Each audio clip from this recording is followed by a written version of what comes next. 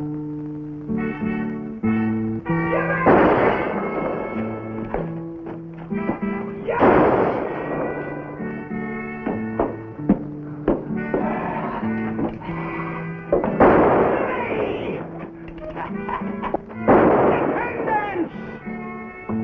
law.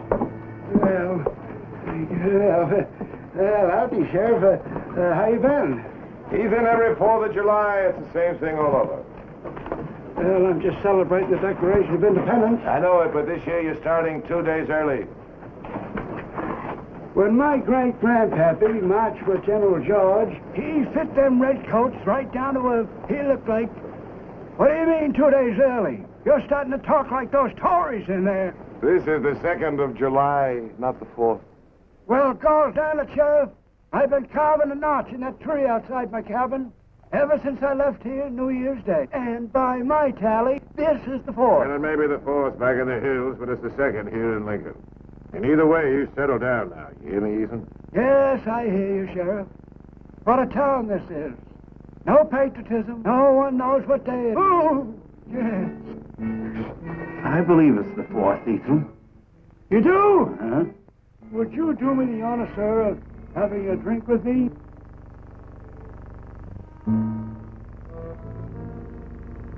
Elena? How are you, Pat? It's been a long time. Over 3 years. It should have been longer. Forever. Please, Pat. I don't blame you for hating me, but I don't hate you. As far as I'm concerned, you're dead. well, I may be before long. What are you doing here? Why did you come back? Because I'm scared, Pat. I'm scared to death and I'm running and I don't know anywhere else to run except to you. Please, do we have to talk here on the street? All right. Come on.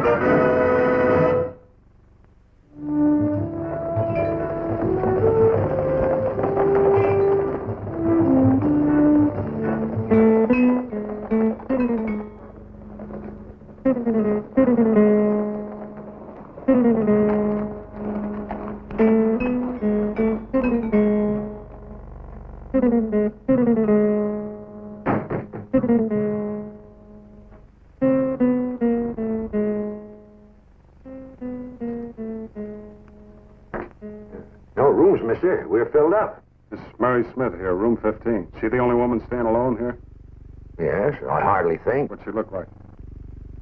Oh, she's about 25. Red hair, husky voice. Prettier than a bushel of butterflies. Now, if you think you know her, I don't know her. The one I'm looking for is older. Past 60. A widow. Mister, our rooms were all reserved for people coming here for the 4th of July celebration day after tomorrow. I want a room upstairs in the front, looking down on the street. I got just the room for you, Mr. Willis.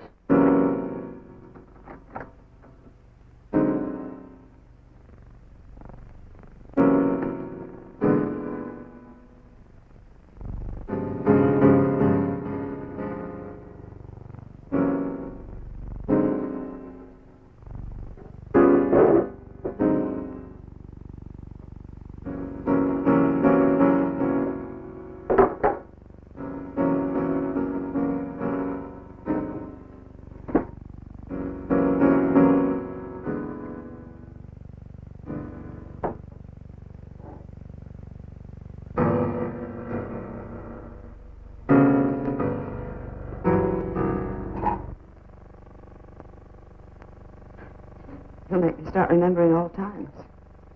Don't, I'm not. How long you been here, Lynn? I came on the stage 2 days ago. They told me you were out of town, so I checked in at the hotel under the name of Mary Smith. What are you scared of? Joe. Joe Durango? Took you a long time to get scared of him, didn't it? I was scared of him the minute I left here. Why do you think I stayed with him? Because you preferred him to me is the way I heard it at the time. I knew before a week was up that I made the biggest mistake in my life leaving you, Pat. It's too late then. Pride? Is that what you're saying? Partly. Along with him telling me over and over again that he'd kill me if I ever left him.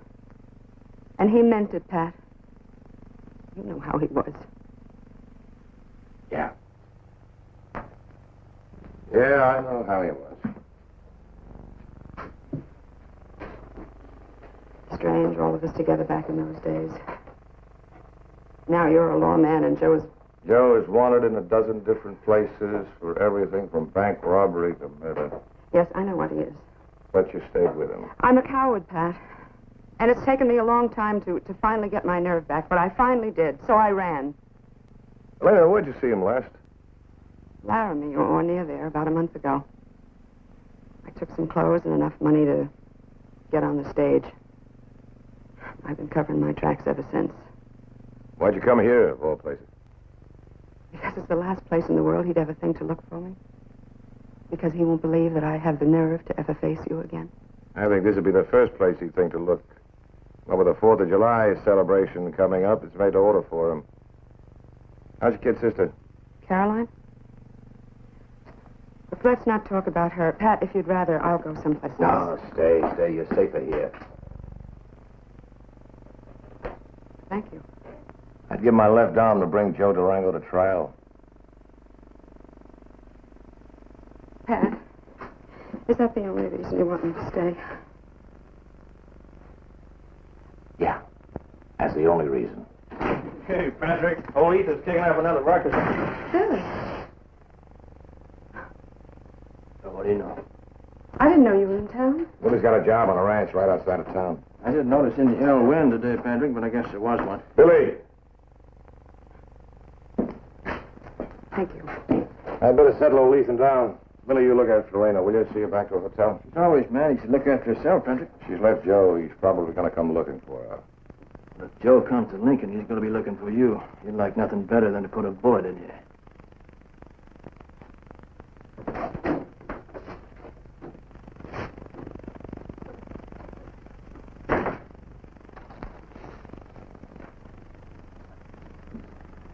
You finish your coffee. We'll walk back later.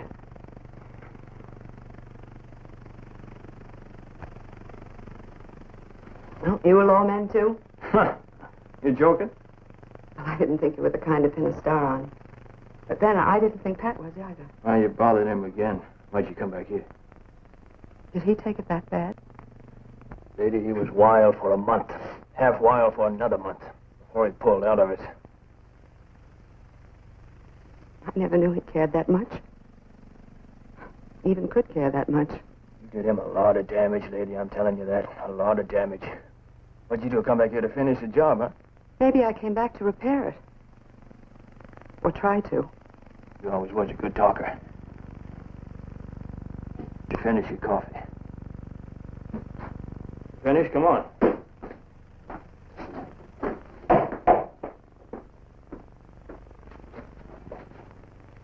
I thought if anyone could understand, it would be you, Billy. I used to think we were a lot alike, you and I. All right? We were always doing fool things. Headstrong, spur-of-the-moment things that we'd hate ourselves for afterwards. But we were always too stiff-necked proud to put down, too. Elena, you're trying to tell me that's the reason you left Patrick? I knew it was a mistake the minute I did it. It's always been Pat for me and nobody else, but I was in it and I couldn't turn back. Well, there's some folks that just can't ever forgive anyone for making a mistake, Billy. I sure never figured you for one of them. Well, if I thought it was just a mistake, I can't make you believe you, Billy. That's up to you.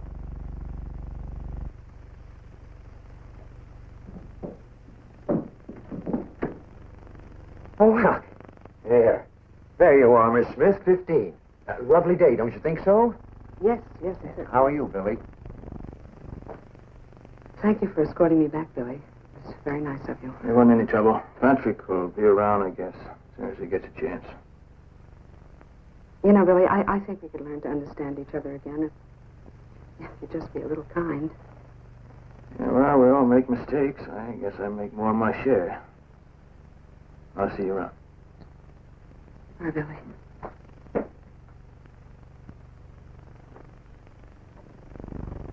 By golly, I certainly got to hand it to you.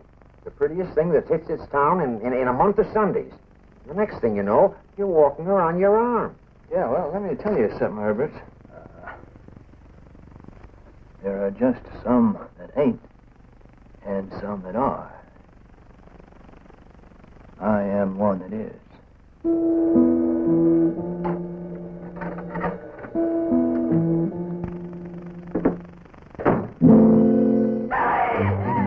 Get that guy. The kid. Him too, huh?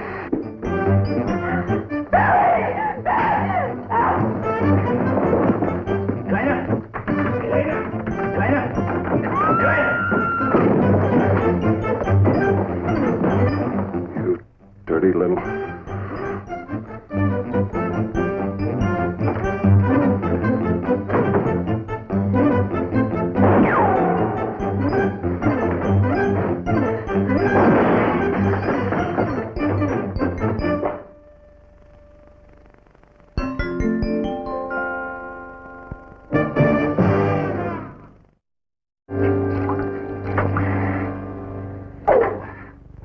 What are you hitting me with, an Ansel?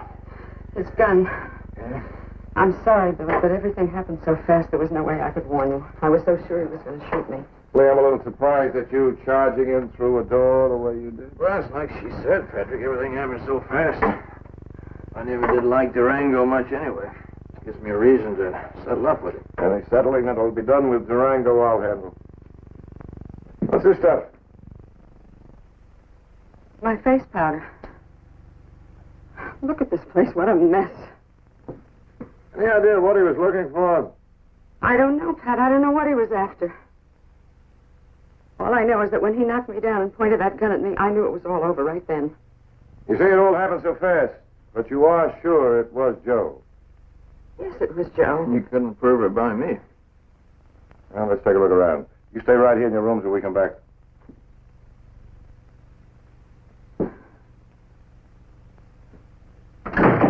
Doggone it, Patrick. I guess I was really wrong about her. In what way?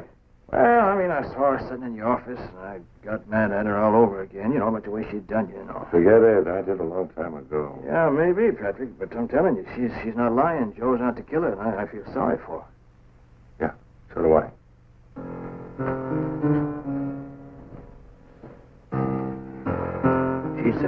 She's quite a woman, Patrick.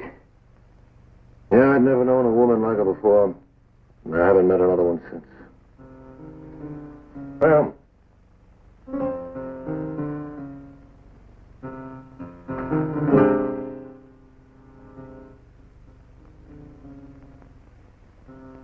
Well, he must be out there somewhere. We'd better start prowling the streets.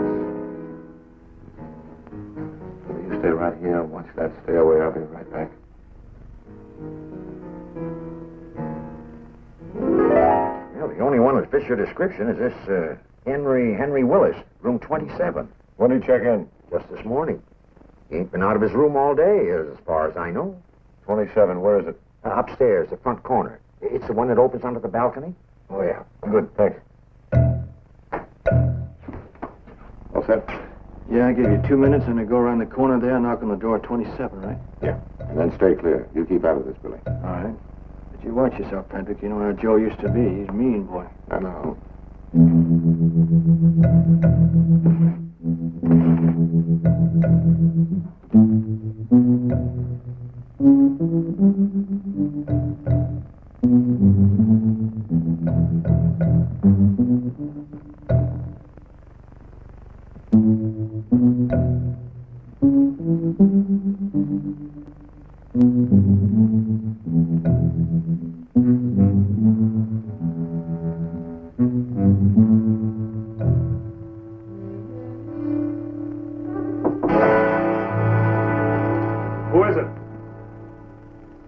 Joe. Don't move. Don't try it, Joe. Drop your gun. Drop it. Come on in, Billy. You don't give a fellow much chance, do you, Pat? What chance am I giving you, Joe? I'm a lawman, not a gunslinger. Took quite a while, didn't it? I mean, for the three of us to get back together. 4 of us. Elena's downstairs, but of course you know that. Yeah, I know that. Let's go.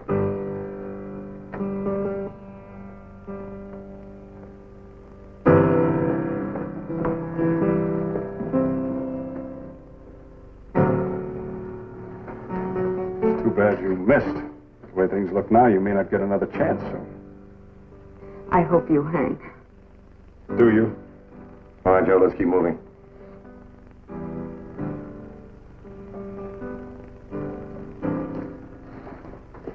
I'll never feel safe as long as he's alive.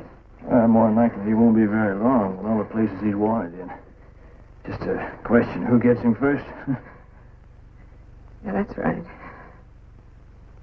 Just a question of who gets him first. Yeah.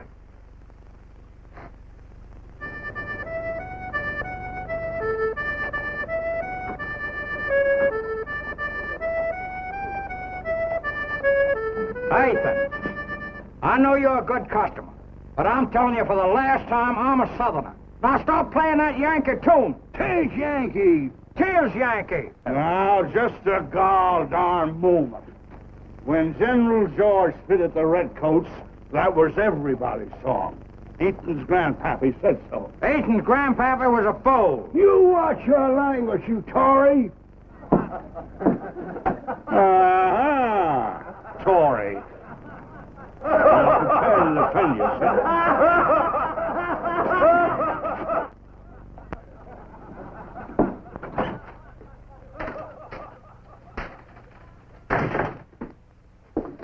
Pat around? No, ma'am. He had some business to take care of. He ought to be back before too long. Oh, well, there's some trouble up the street. Some old man's trying to start a fight. I thought he might want to know about it. That's old Ethan. I guess I better go settle him down. You mind if I wait for Pat? Oh, make yourself comfortable. Thank you.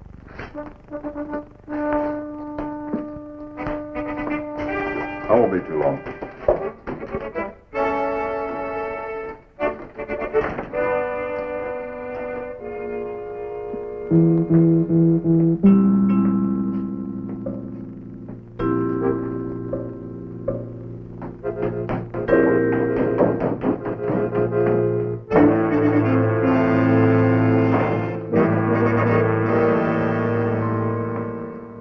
I figured you'd show up.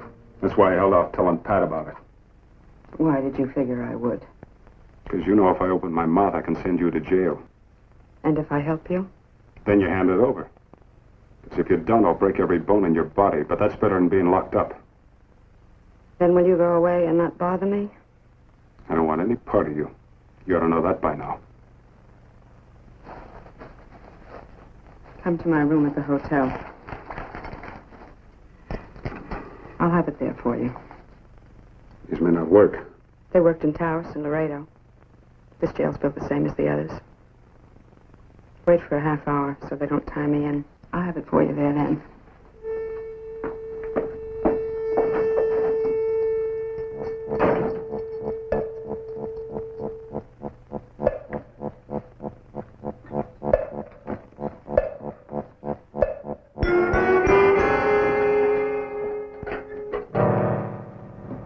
Thanks for walking me back, Billy. All right, I'm glad I ran into you. I don't know why I'm still so nervous and upset. With Joe locked up and all, I just am. Well, you've been under a strain, Elena. I mean, it takes a while to get used to being safe again. Yeah, well, the longer I sat in that jail waiting for Pat, the scarier I got. A couple of men walked in and then went out again, and I started to think. Suppose he didn't come along. Suppose one of those men were his friends, you know, and were there to try to help him escape. Oh, no, there ain't a chance of that, but I guess I know how you feel. I'll tell you what I'll do. I'll just kind of hang around here tonight and help Patrick keep an eye on things. That'll make you feel better. Oh, thanks, Billy. That's sweet. Yeah.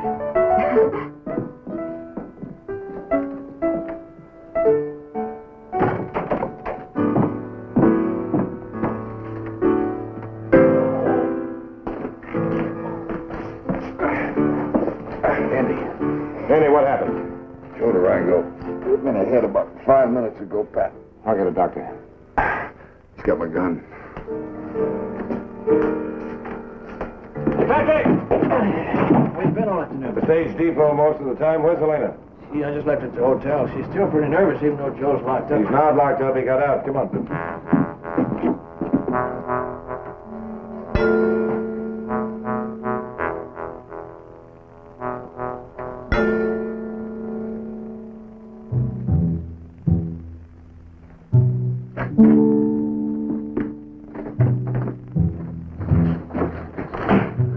Don't try it, Joe. I don't want to kill you.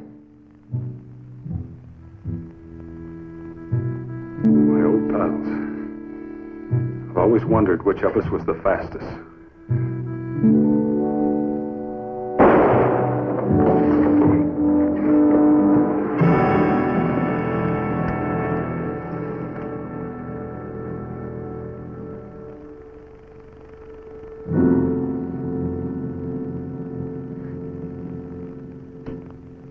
He was going to kill you, Pat. I saw him start to draw. And then everything went red, and I just closed my eyes and fired.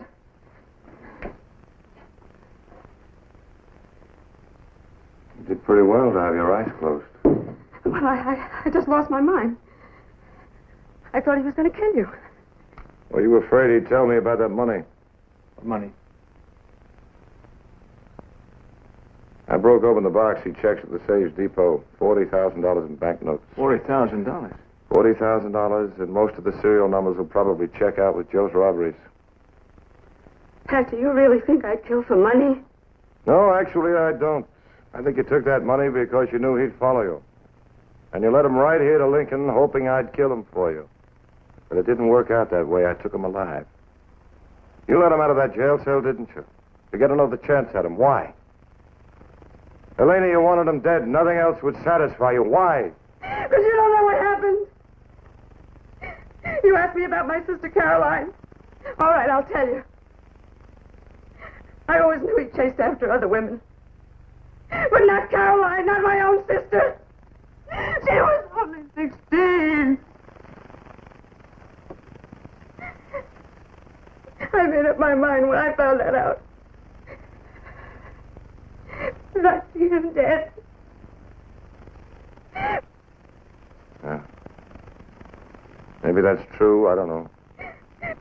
And a jury may believe it. You mean to tell me that you're going to arrest me? I'm going to arrest you. You're not even human. What are you made of steel? I wish I were.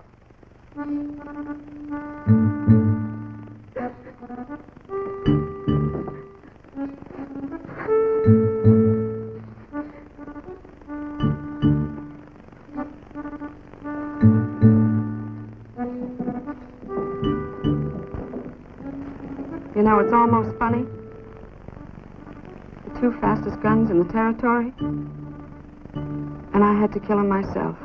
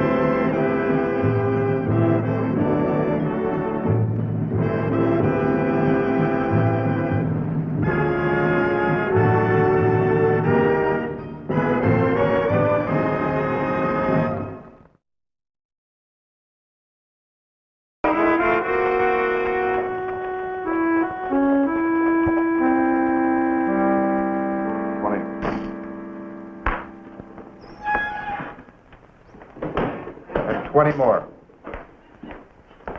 And you're 20, and I'll up. Say, Patrick. Where you been since breakfast, Billy? Listen, Patrick, I changed my mind about my winnings yesterday. I believe I'll take it back now. I'm in. 2 cards. You told me not to give you that money till we got back to Lincoln. Yeah, I know. I mean, you got a week left on your vacation before we head back to Lincoln, you know, so I was... Well, could you give it to me now? I'm kind of... I'll play these. 50. Seeing as how I'm filled out, I'll just meet that. And I'll kick it another 50. Listen, Patrick, I know I told you to save it for me and all, but you can't hold me to that now. I can't give it to you, Billy. The nice thing about a hand like I'm holding, you don't have to worry about filling it in. Here's your 50, and I'll up it 100. What do you mean you can't? You still got the money. It's all right in there. Yeah. There, in the pot, that's my money there. Well, that's misappropriation, Patrick. That's what it is. I think you're bluffing. It cost you 100 to find out.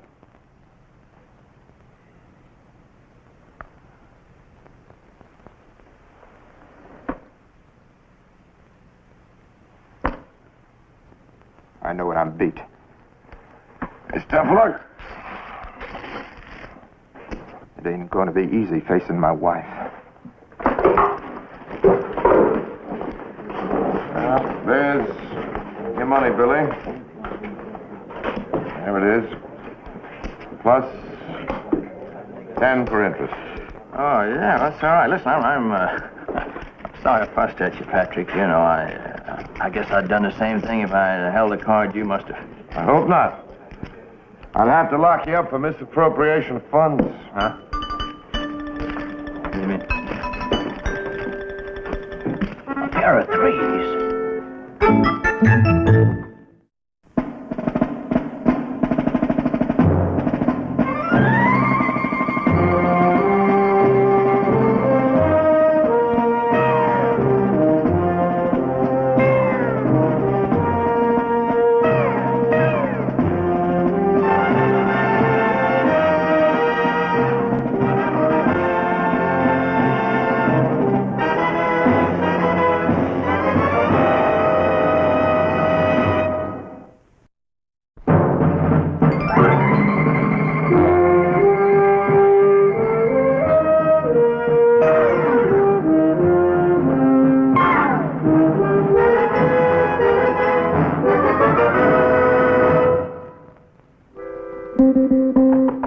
Yeah, come on in, Billy.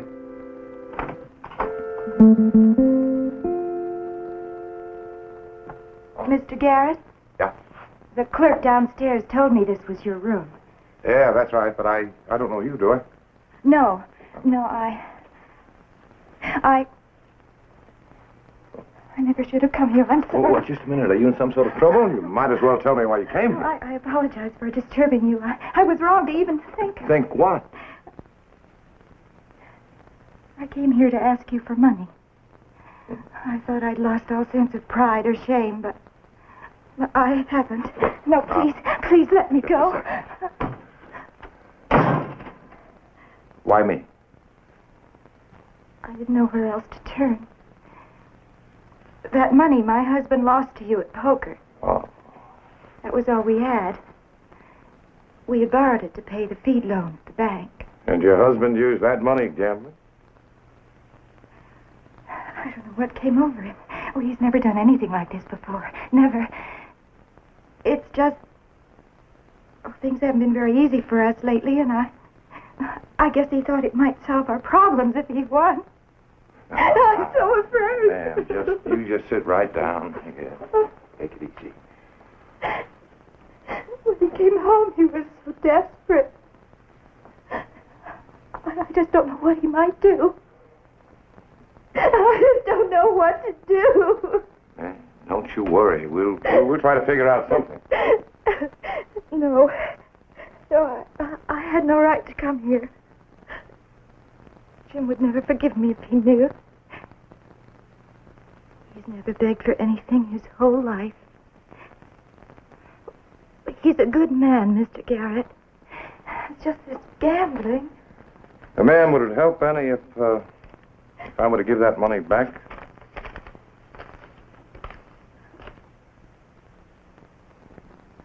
I'd be lying if I said it wouldn't. But it's so much. All I'd ask is a small favor. You keep your husband away from those saloons and away from those gambling tables. Here we go. It's, go on. It's just a loan. You can pay it back someday. Oh, come on now. I'll work. I'll do anything. And I will pay it back, every single cent. You just spend your time keeping your husband at home. I will. Oh, I know Jim, Mr. Garrett. He'll never touch another deck of cards after this, I know. Well, I just don't know what to say. I mean, thank you. That's good enough.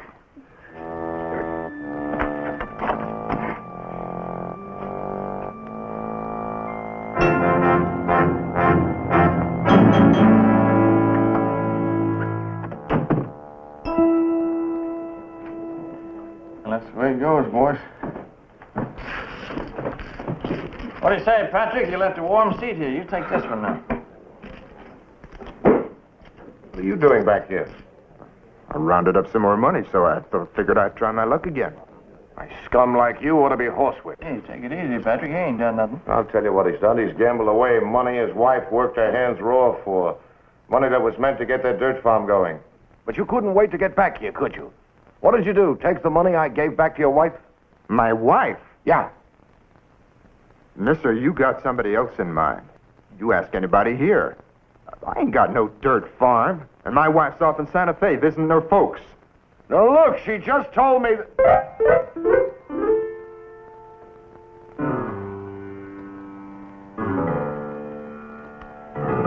I'm sorry, mister. You mean you gave your poker winnings to some strange woman, Patrick? Well, she needed the money for a feed loan and... Yeah. Well, in a case like this, Patrick, I think what you ought to do is to see a good lawman. Now, I understand they got a good one here in El Paso. Is that where you're going? I'll take care of this myself. I'll get that money back.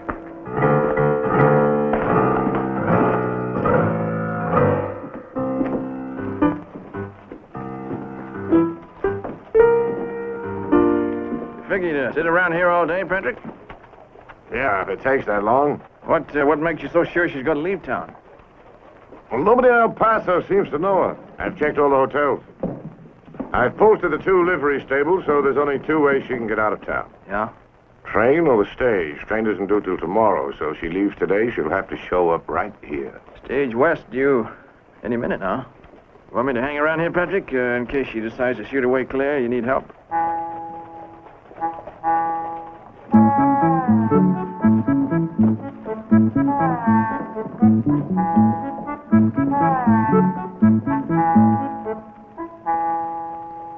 I guess I should have warned you before we came to El Paso, Patrick, about these big city gals. They'll take us country boys every time. How much was it you say she got off? Never mind.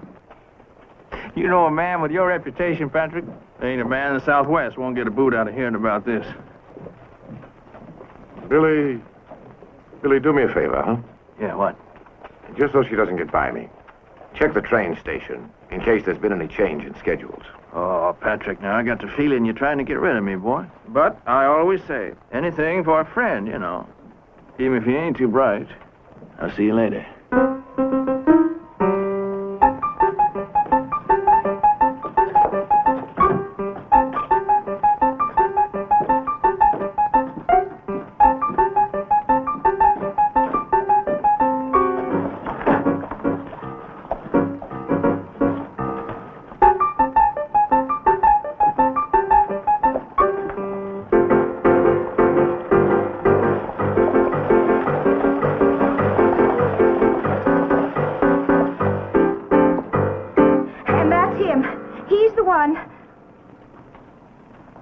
Yeah, he looks like that sort.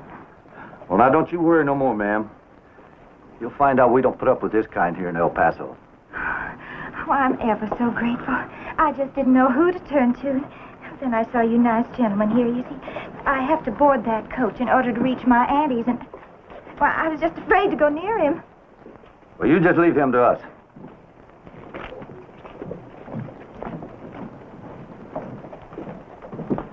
All right, mister, get a move on. We don't tolerate your type of... Wait, what are you talking about? You know dang well what I mean. Now, just a minute. I'm looking for a woman, and I You expect got that- nerve owning up to it.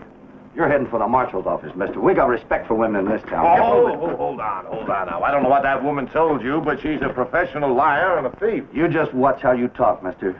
I may have a half a notion to take you apart right here. Look, just understand this. I'm Sheriff Pat Garrett of Lincoln County. Sure, and I'm Buffalo Bill. Mister, we're done talking. I've got the badge right Got it, here. man. Keep away from that gun. Oh, I was just looking for help. See that poor man? Why, those big bullies have been treating him something awful. Just let me stick around till that stagecoach pulls out. It won't be but a minute or two more. Billy, don't start anything. There's no reason to fight.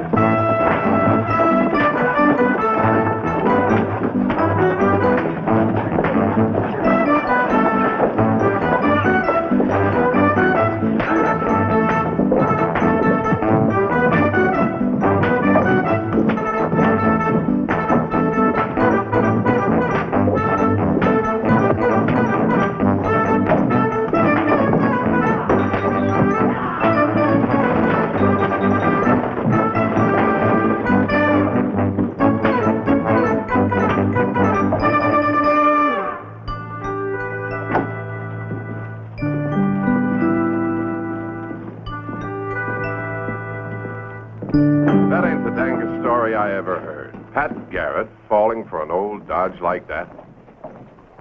No hard feelings, Pat. We're old friends. Didn't I just release you from those charges on assault and disturbing the peace? Thanks. Well, I reckon we better head on back to Lincoln there, Patrick. No, I'm going after her. With just a little money?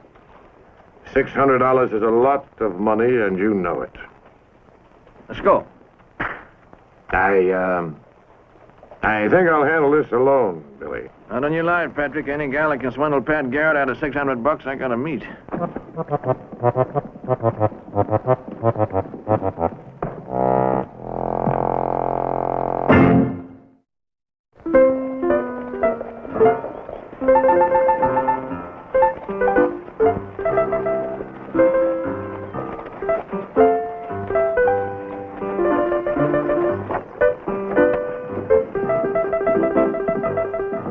Patrick, with your luck, she probably headed on to Durango. No, I don't think so. Now, you take that side of the street, I'll take this side. Check every hotel, store, and saloon.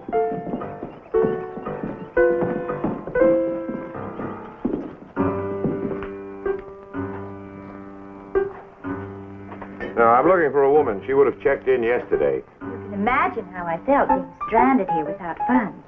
I just didn't know where to turn. But I promise you my father will dispatch the money to you the moment I reach my home in San Francisco. Thank you again so much.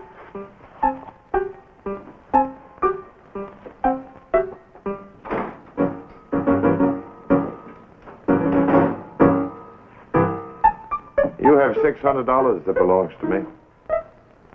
I'm terribly sorry. I'm afraid you've made some mistake. Miss, the game is over. All right, mister, you found me. Now what are you going to do about it? Just give me the money. I can't. I spent it on clothes. You like them? Now, do I have to arrest you? Sheriff. Where? Lincoln County, New Mexico? Then you can't arrest me. You're out of your county. I'll take you to the local marshal. And what are you going to tell him? Do you have any proof that I took that money? Any witnesses? If you will remember, Sheriff, it was you that insisted on giving me that money. I didn't want to accept it. But if you want to tell your story to the marshal, you just go right ahead. I would like to give you a little advice. If I were you, I would just mark losing that money up to experience, because I'm liable to get you in an awful lot of trouble if you don't leave me alone.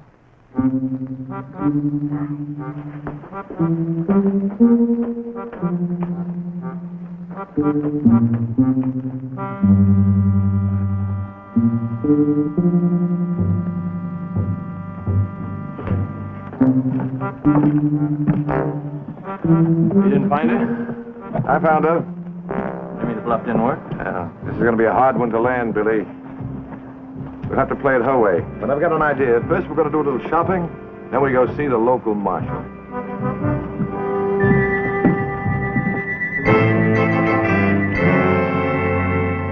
That don't beat all.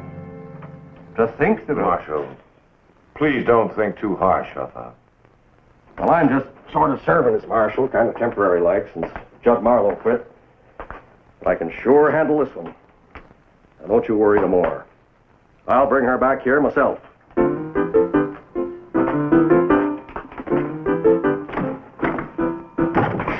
He sure swallowed that whole. But, Marshal, if you would just explain what it is you want with me, I'm sure there's some misunderstanding. Now, you just do your explaining to him. Those two, they are outlaws, Marshal, and that one. He killed a sheriff in Lincoln County, New Mexico, and stole his badge. They're after me because I was the only witness. Oh, he's not really Pat Garrett. Don't you let him tell you that. Betsy, calm down. The marshal brought you here just so we could have a talk. He's not really a sheriff. No, he's not Pat Garrett. Now, you just be quiet. Nobody said he was.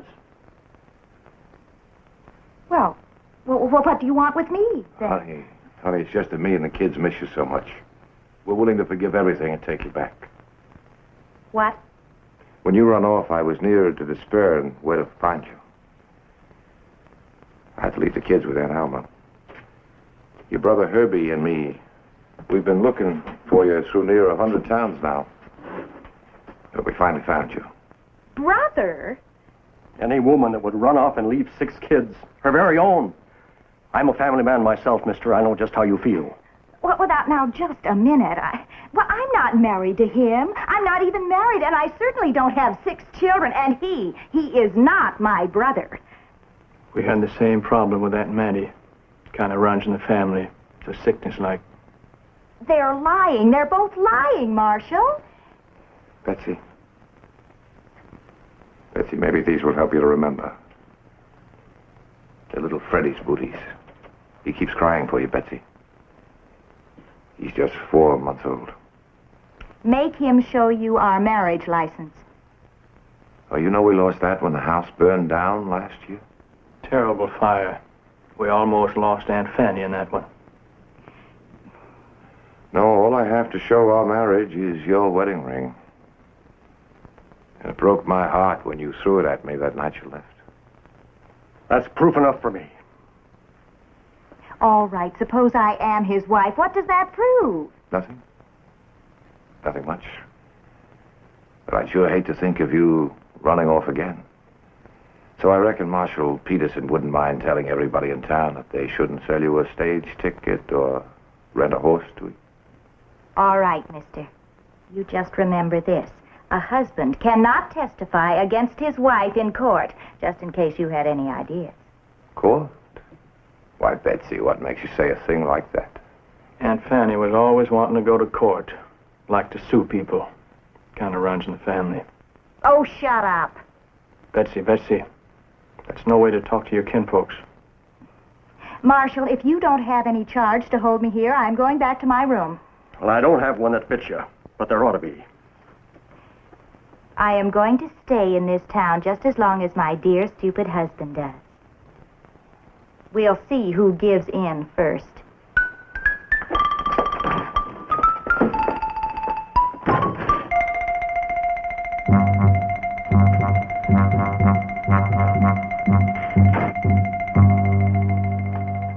You could knock. Why, Betsy, darling, I'm your husband, remember? Betsy, me, you... What are you doing here, anyway? What are you doing with my suitcase? Hey, you stop that. Now, you leave those things alone. Do you hear me? Stop it. Shh, you'll disturb the other guests here. Now, listen. Those are my things. I'll scream. I'm warning you, I'll scream. You go right ahead. Ah! You strain your voice doing that. Here, get this man out of here. I seen her a-beating at you. You want to press charges? That sister of mine's a regular she-bear. But he is stealing my clothes. Can't you see No, that? Betsy, not stealing. Since you squandered all my money on this finery, and since it's all brand new, I figured I could auction it off to the town people and get some of that money back. Now, listen, those are my clothes. You can't do that. Now, I don't pretend to know anything about the law, but it seems to me that I've heard a husband holds title to his wife's possession. That's true. In every state and territory of the Union, except Wyoming. I hear they've been fool enough to give women the vote up there. Then these clothes do belong to me. As her husband, I reckon you got every legal right to do whatever you want with them. He is not my husband. Now, you already admitted he was. You keep switching your story, and I'm going to lock you up. For perjury. Now, Marshal, Herbie, if you'll excuse us. No, please, don't leave me alone with him. Billy, would you be good enough to go out and buy a little cotton dress that would be fit for Betsy to wear? Why? Why are you doing that? You see, I own that dress, too. It ought to bring a pretty penny. No, please stay. Now, Marshal. honey, you've got to remember your modesty. They can't stay while you change. You ought to know better, sis.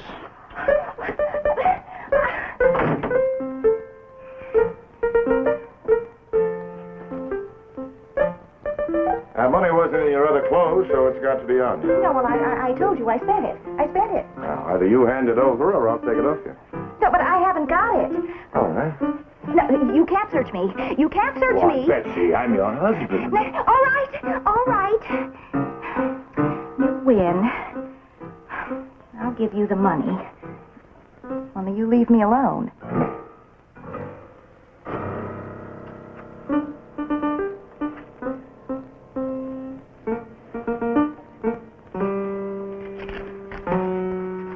It's all there. Mm-hmm. You might just as well hand over the money you took from that gentleman in the lobby. Well,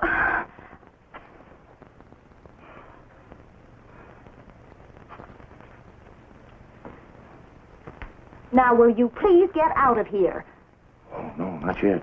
You see, you're much too young and too lovely to go to jail. Besides which, I haven't got anything on you. Just to make sure that you keep out of trouble, I want you to sign a full confession. What do you think? I'm crazy or something? I'll keep it in my safe. Nobody'll ever see it. Unless you start playing games again. I am not signing anything, not one thing. All right. Then we'll just stay on here as husband and wife until you change your mind.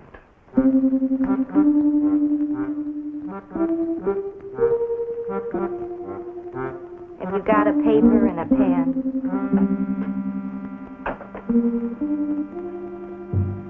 In the lobby.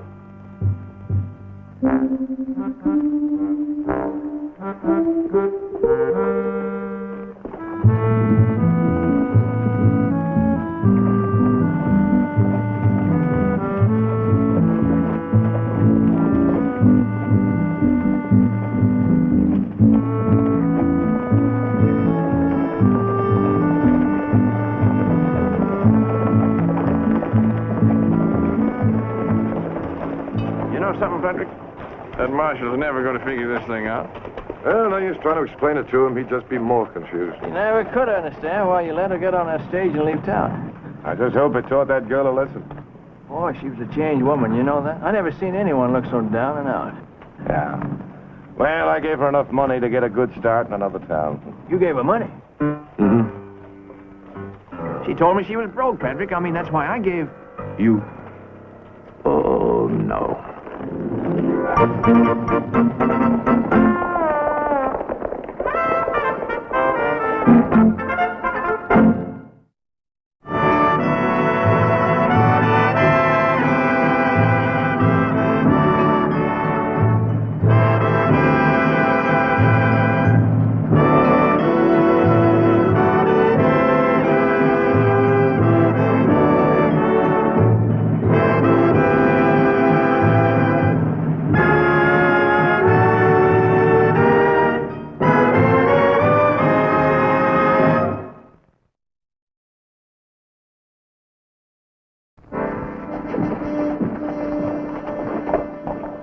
You'll get yourself killed, I'm telling you. Now, Listen, that's why you ought to come along with me, Patrick. You can take care of me, boy. Billy, that is a full-time job. I've already got one. Oh, you better take some time off here, Patrick. You've been working too hard. I'll tell you what. You come to Santa Fe with me this weekend, I'll guarantee you a rip-roaring time. Just a nice little ride into Santa Fe, eh? Suppose we run into Victorio on those renegade Apaches. Cavalry's probably already run him across the border by now. All the Army's seen of them is a trail of burned ranches they've left behind them. Every road in the territory's closed. Eastbound stage is a day overdue. All right. Well, can't say I didn't try. You don't still figure on going. Well, sure I'm going, Patrick. I promised Juan Otero I'd meet him in Santa Fe this weekend. Juan Otero? Or his daughter? Oh, come on. You know better than that. Billy, I tell you what. You wait a few days, I'll ride with you. I've got to stick around here till we get some word about that stage. It's carrying some Army wives and their kids. Once they get here... Oh, that's all right, Patrick. You know me. I never break a promise to a friend. So I'll see you around.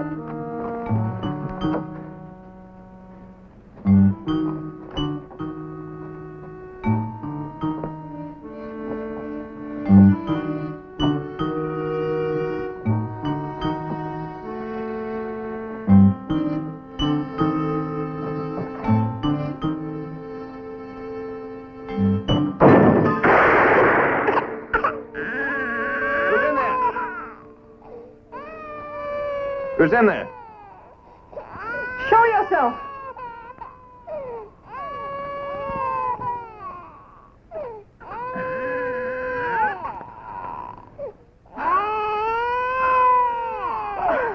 I'm sorry I didn't expect you so soon. They'll calm down in a minute. The shotgun frightened them. Yeah, well, it sort of riled me too, man. Oh, I am sorry. I could have killed you. Yeah, well, you didn't. Mr. Marlowe got through safe. Well, we were all so worried. Where are the others? Well, there ain't any others, ma'am. I just happened to ride in here. Didn't see you, Mr. Marlowe. What's going on around here? Where's the army and the soldiers? Mr. Marlowe said the Army abandoned this fort 6 months ago. Who's this fella, Marlowe? Stagecoach driver. Oh, you're the Army wives on the eastbound stage. The stage was attacked a few miles back. It was about 3 days ago. Oh, I'm Mrs. Thomas. This is Mrs. Baines and, Miss Martin. Oh, yeah. My name's Billy Bonney. Your arm. A bullet passed through the flesh. I think it's clotted over now, sorry. Well, sit down. We'll bandage it for you. Yeah. Martha, my white petticoat.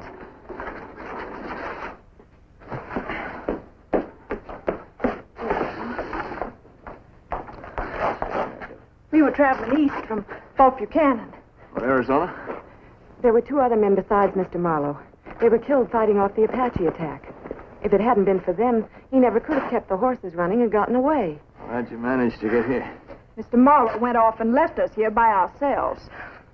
He figured they'd be watching for the coach, so he said he'd abandon it a few miles from here, get off the road, and try to go for help on foot. If it hadn't been for the children and... Me in this condition. Well, we never would have made it on foot. At least we could have tried. Would have been a lot better than sitting around here worrying ourselves sick. What's wrong? Well, I didn't know you ladies were here. See, I got this thing in a brush with some Apaches myself. I know they're trailing me right now, right to here, see. I could try to ride on out now, chance leading them away from here, but what if they took it in their heads to search this fort for me?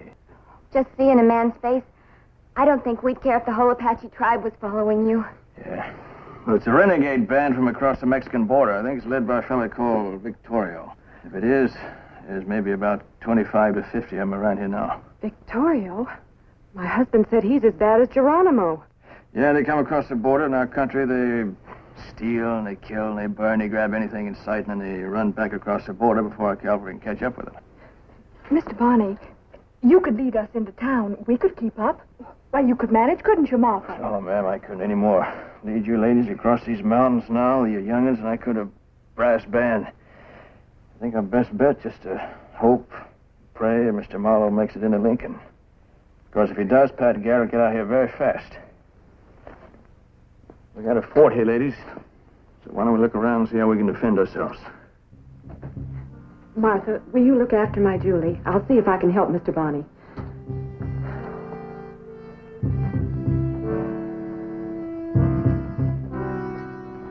Those hinges are busted. Looks to me like the wood's rotted out around. They won't be able to fix it. Well, couldn't we just drag it shut? Maybe your horse could... No, I don't think so. I think the wood's rotted so badly it just break off. Fall down. Well, then we'll have to leave here, won't we? We can't very well defend it this way. I don't know. Might not be so bad. See if the Apaches show up. See this gate open here. This is the way they're going to try to get in the fort. As long as they stick to trying to get in through this gate, all I got to do is concentrate right here, see? Mr. Bonney, my husband is a captain, and I know a little something about military tactics. An open main gate. Oh, I'm sorry, ma'am. I happen to know a little something about Apaches, and I've never seen one yet that likes hard work well enough to climb a wall like this when this gate's open. Then you insist on staying here? Well, ma'am, I don't know any other way. I'm sorry. I've never seen her like this before. When'd you leave Fort Buchanan? Army orders. The regiment was moving on Geronimo. All dependents were ordered east. We were the last. Well, the first thing we got to do is put a watch on this gate here. No sense trying to use that guard tower. It'd make too good a target. You look worn out. Let me stand watch while you get some rest. Yeah, that's probably best. About 2 hours till sundown, and I'll take over for the night. How many shells you got left with that shotgun? 4 left. That all? You got any other gun? Well, I got this pistol here. I got a carbine on my pony saddle there. I got a few shells for the carbine and what's left in my belt for this pistol.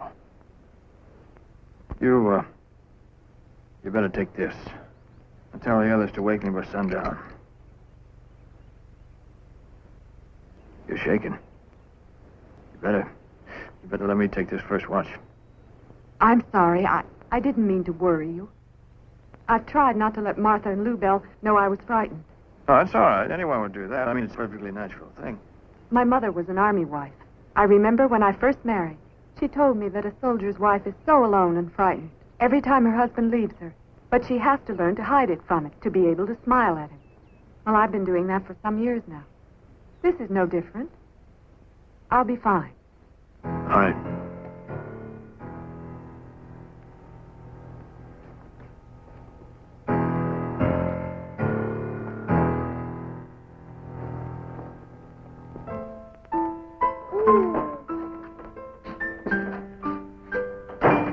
I'm leaving. Ma'am, you can't. Now, there's no use arguing. My baby and me are much safer out there in that country than we are pinned up in here. And I can handle a gun good as any man. I would have bunked down in here till sundown. You stay in here with the rest of us. You can't stop me. You'll frighten the babies. All right. Tell you what, you go right ahead. If you want to wind up squaw to some Apache buck you growed up, I can't stop you. But that baby of yours ain't paying for your lack of sense. He stays. You got no say on that. Situation being what it is right now, I reckon I got all the say. Wouldn't you say that? I'll tell you something else. I ain't got much use for strong-willed women who can't hear straight. But little children, now, that's something else. I reckon everybody has to look out for them, no matter who they belong to, wouldn't you say? Is your baby here? Ms. Thomas. Oh, yeah. He's a cute little fella. You a boy? Hi, how are you? Huh? What's his name? Jeff. Jeffrey Beauregard Martin IV. Them Apaches would take you for a squaw, ma'am. But they ain't got much use for babies holding them back on the trail. You know what they do to him?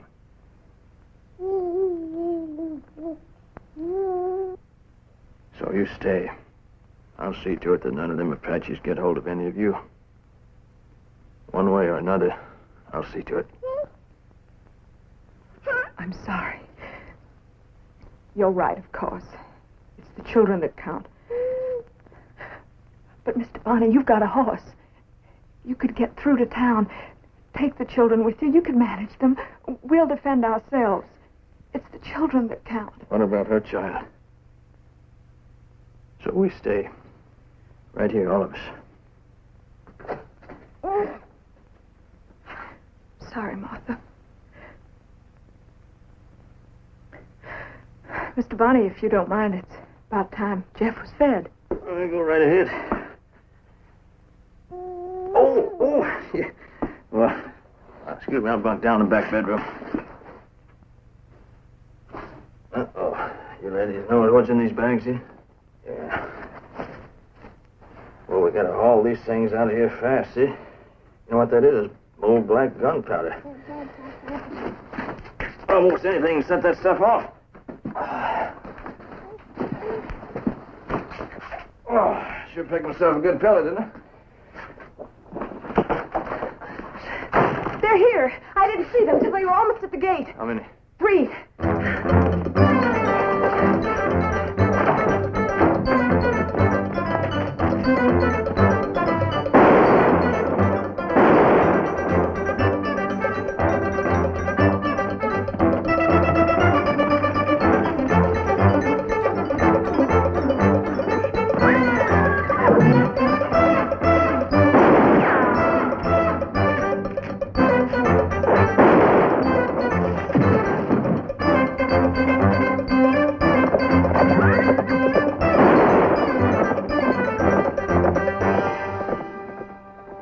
He's gone for others.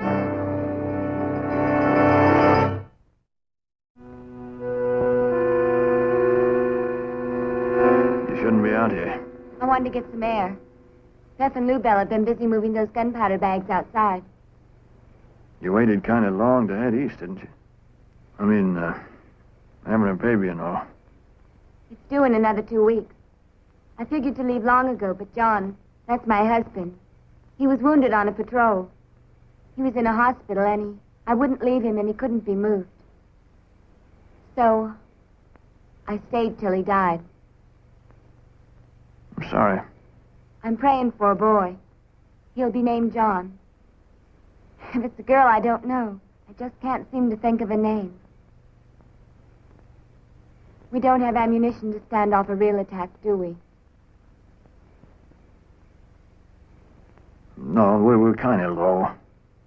I was wondering, that gunpowder, is there any way to reload with it, use it somehow? I've been thinking about that, what we could do with it, but... You see, to reload cartridges, you need lead for the bullets. There ain't a scrap of lead in this whole fort. I checked. Well, there's still the chance Mr. Marlowe's on his way with help. Yeah.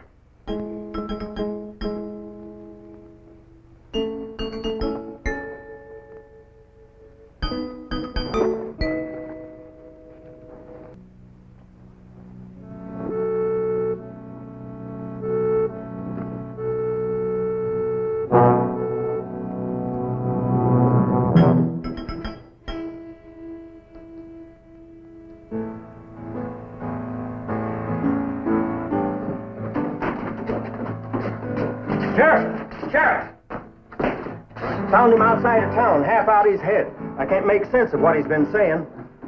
That's Josh Marlowe. He was driving the eastbound stage. Let's get him in here. Good morning, ladies. It's time to get up. Mrs. Baines, could you stand watch for me, please? Well, she's in no condition to go out there. I'll do it. Now, I'm going to need you, and I'm going to need Mrs. Martin. And could you feed your babies just as quickly as you can, please, and come on outside because we ain't got much time left.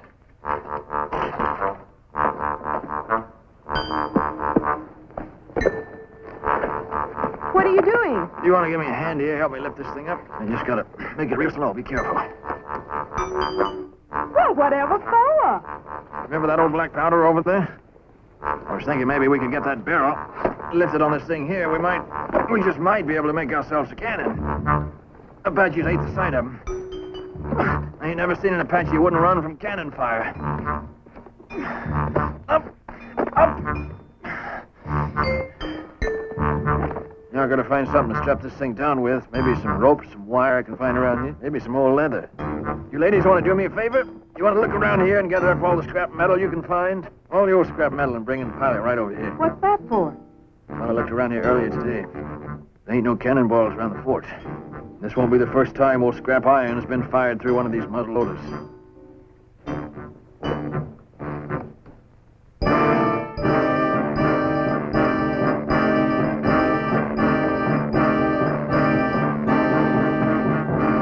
Are you sure that'll hold? That the barrel won't just fly right out? Thought about that this morning. When I first got the idea. They've been decided against using it one time. If the Army abandoned this, there must have been something wrong with it. There's a lot of reasons against using this thing. A lot of them, but there's one better in favor of it. I think it's the only chance we got. But it takes 3 men in the Army to load and fire one of these. Yes, ma'am. Sure hope you ladies watch close when they fired them salute cannons in the Army post. You plan for us to help fire this? That's right. You, Mrs. Thomas here, and Mrs. Baines. What about you? Well, if the Apaches show up, I'm going to take over the gate, and I'll hold them off just as long as I possibly can. But if they get past me, I want you to fire just as soon as you see them come through that gate, you understand? And blow ourselves up. That's right, Mrs. Martin. If this cannon works, it could just drive those Indians off. And if it blows up here, it'll save me using these things right here. You understand? I'm sorry I can't man this cannon and guard the gate at the same time. I just can't do it. I'll teach you all I know about firing this thing. I've seen plenty of cannons fired. I'll take charge of this one. No, Beth. Well, I still don't like it, but there's nothing else to do. We might as well do this right. What do you mean? Well, I'll take charge of the gun crew. Military protocol. My husband outranks Beth's. He's in the artillery anyway.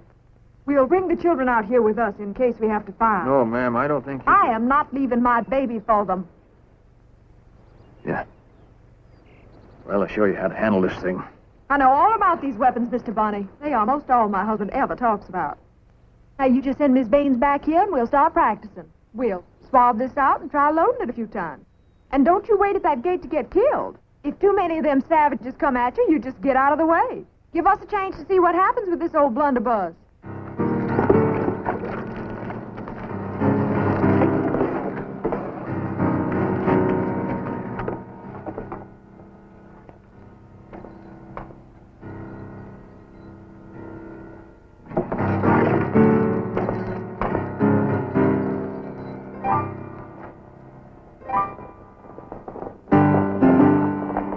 Here they come.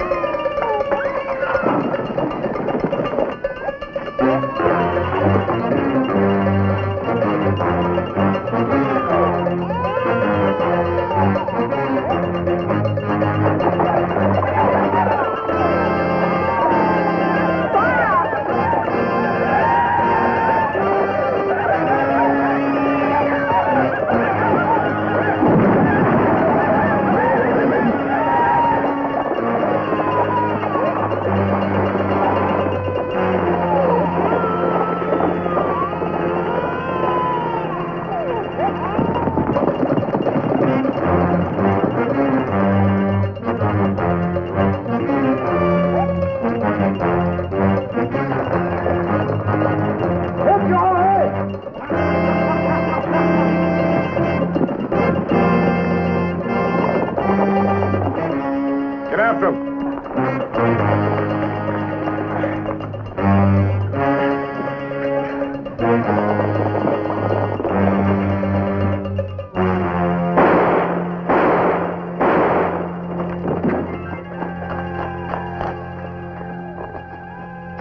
About time you got here, Patrick. You meet up with the army? I heard cannon shots. Oh, that's my private artillery. Fact is, you might call it my female artillery. Huh? Come here. Look at me.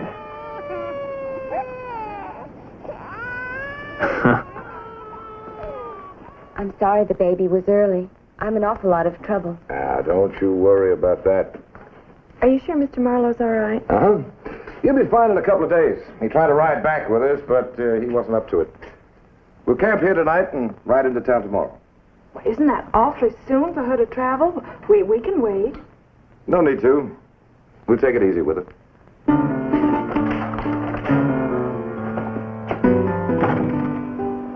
You riding back to Lincoln? Yeah, one probably gave up waiting for me. One? Yeah. The ladies tell me you're quite a hero. Me? They're the ones that fired that cannon, Patrick. Had a baby besides.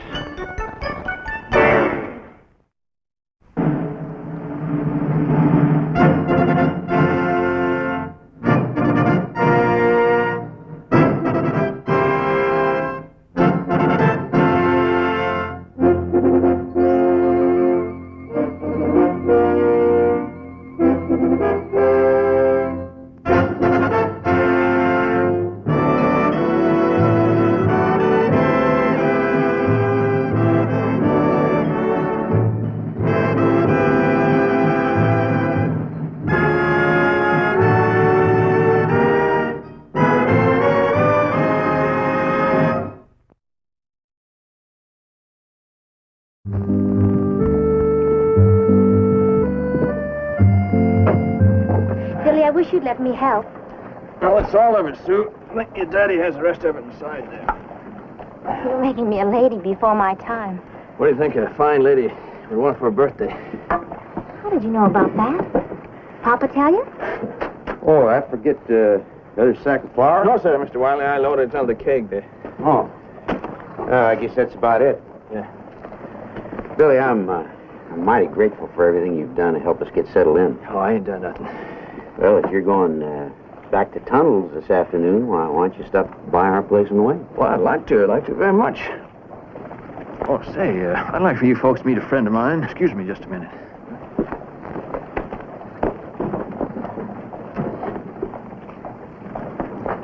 Patrick, listen, I got some folks up here I'd like for you to meet. You mean that pretty little girl in the buckboard? Yeah. I stayed clear because I didn't want to bust up the romance. Ah, you know me better than that, boy. No, they tell me I'm the big brother type. No, I just want you to meet her and her pa. They moved into this house up here in the hills, you know, the old Sanders place behind Tundles. I was getting some cattle off the land the other day, and we just sort of got acquainted. You just sort of. Yeah. They seem a little down and out on their luck now. I was thinking maybe, well, you're the sheriff, you know. You could tell them hello, make them feel welcome in these parts. Anything you say, big brother. Mr. Wiley, I'd like to meet a good friend of mine, the sheriff here, Pat Garrett. Patrick, this is Mr. Ben Wiley and his daughter, Sue.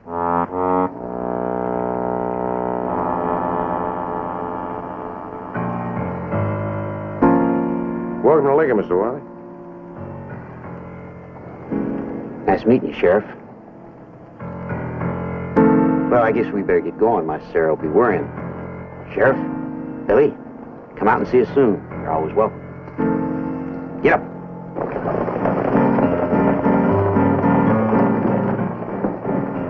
She's kind of shy, I think. She's getting over it. Her ma's a real good-looking woman, Patrick. They're nice folks, all of them. Listen, Patrick, what,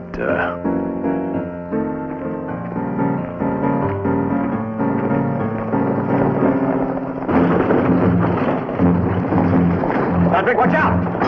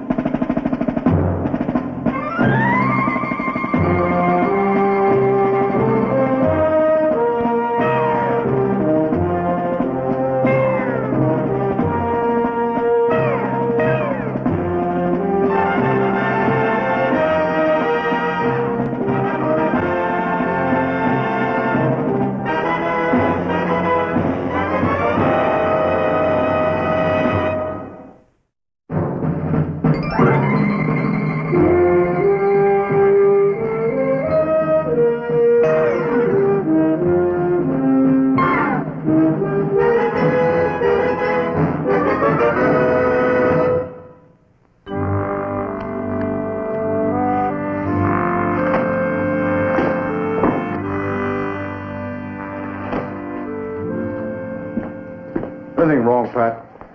You haven't said a word in most an hour. Well, you've been fidgeting around, trying to keep busy. Did you fix that broken window out back? I clean forgot, Pat. I'll get to it. Andy, you might try a little less talk and a little more work, huh? Yes, sir. Hey, you sure rolled out of the hay on the wrong side today, didn't you, boy? I don't need any comments from you, Billy. Well, don't shoot me. I give up. Sorry I snapped at you, Andy. I'm going out for a while.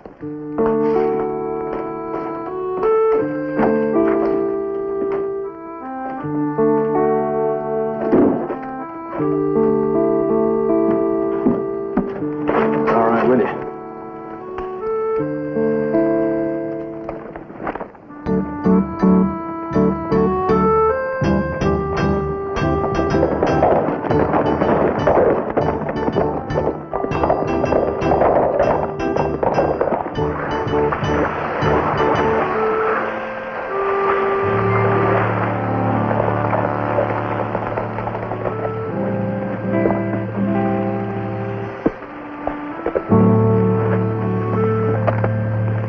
Something been eating at you, Patrick.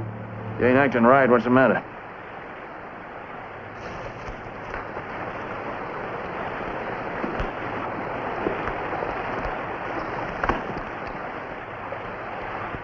I guess you're not very thirsty. I brought this little gift to Sue. Patrick, that's why I'm here. Why are you here? It has something to do with Ben Wiley, doesn't it? I want to know. There's something I have to find out. I have to be sure of. You sure of what? Nothing to do with you, Billy. Well, these folks are friends of mine, too, Patrick. Now, if it's because Ben Wiley's wanted for some, Now, I hope you haven't gone and brought us something else. I see something suspicious in your hand. Here, let me take that for you, ma'am. Here, you want to hold this, Patrick? Mrs. Wiley, I'd like for you to meet a friend of mine. This is, Sheriff Pat Garrett. Patrick, this is Mrs. Ben Wiley. Pleasure to meet you, Sheriff. Ma'am? I, brought a little scarf out here for Sue. It's all different kinds of colors. If you could, put it around in the morning so she could find it for her birthday. Oh, that's very sweet of you, Billy. Supper's almost on the table. Why don't you two join us? I don't think so. Not tonight, Mrs. Wiley, but thank you very much anyway. It'd be our pleasure. I'd like to, Mrs. Wiley. We'll stay for supper. Be nice to taste some home cooking for a change.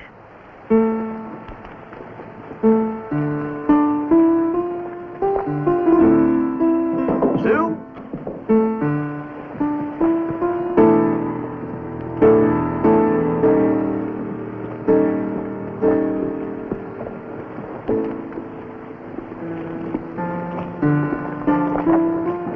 Sheriff? Hi, Billy.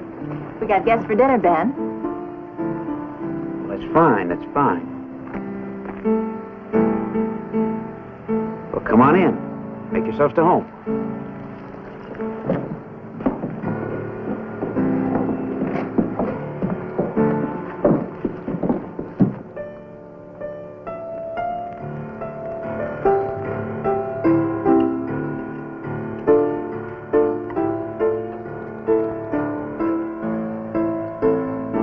There's more dumplings.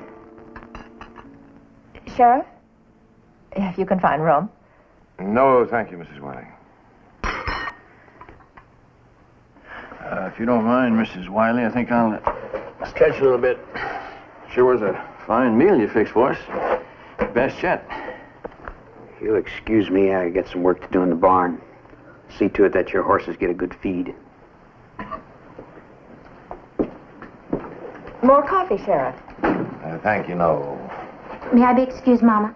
I want to show Billy my collection of stones. Of course, honey. I've got almost 100, each one different. Most of them from up Montana way. Come on, Billy. You sure there isn't anything else I can offer you? No, ma'am, no. You're a fine cook, Mrs. Wiley. Your husband is a very fortunate man. Thank you. You didn't eat very much, though. A rolling stone. What's that? Your husband. From what Sue tells me, you've done your share of packing up and moving on. Oh, I guess we have. It's kind of restless, Ben Wiley. But then I guess most men are. Isn't that so, Sheriff? Yeah. I've done my share of wandering. Always looking for something better over the next hill. I guess it started the day we were married, after the war. Lord, the years fly. And he was in the war. He always used to say, we'll find our land, Sarah. And when we do, we'll know it. I just pray he'll know it now and put down roots here, right here. Union Army? I'm sorry? Was he in the Union Army? Oh, yes, we're from Ohio, a little town near... Was he ever a prisoner? Belle Island? Richmond? Ben never talks about the war, Sheriff. It's over and done with. For some people, Mrs. Wiley, it'll never be over and done with. He's been on that barn a long time. He's making a birthday present for Sue. Maybe you could use some help.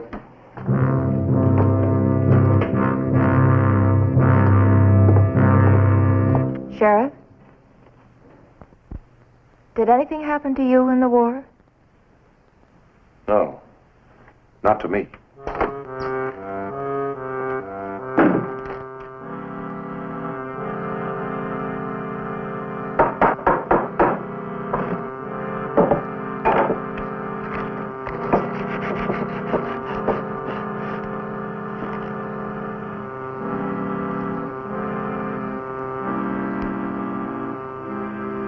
I was, making this for my daughter.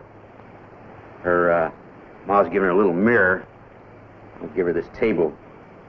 Place to put her things, put the mirror there and all her things.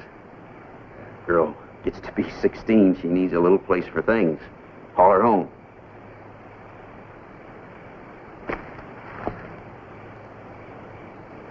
What's the matter, Sheriff?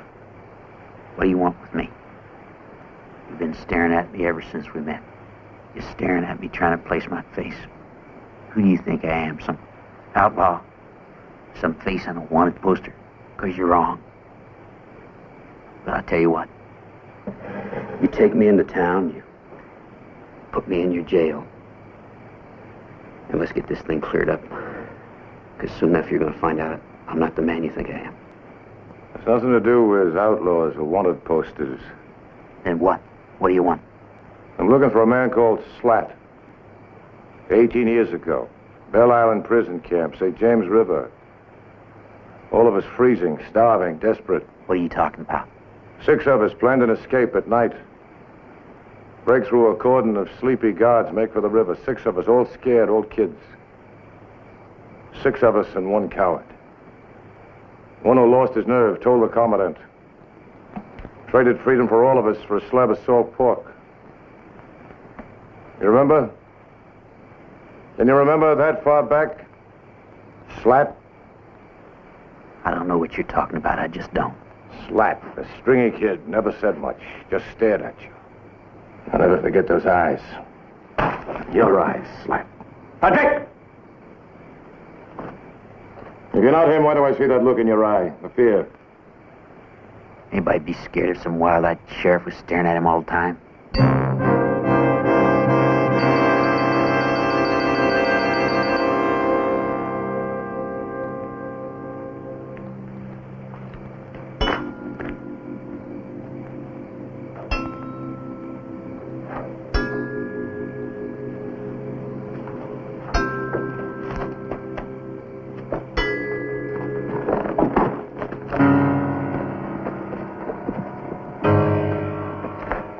I'm sorry, Mr. Wiley. I never seen Patrick like that before. He, made a mistake. Sorry.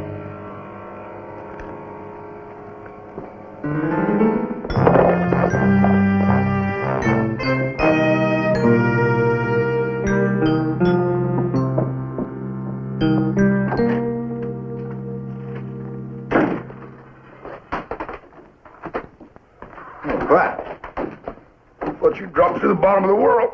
Where you been? You can go on home now, Andy. Night, Pat. Huh? Oh, Billy, what do you say, Andy?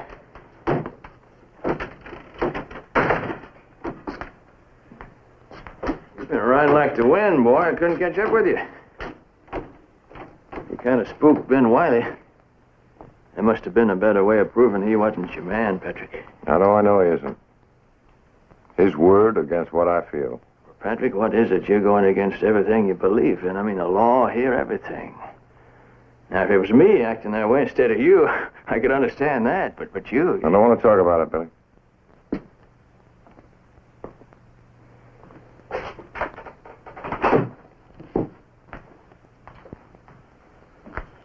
You can be dead wrong, you know, about Wiley.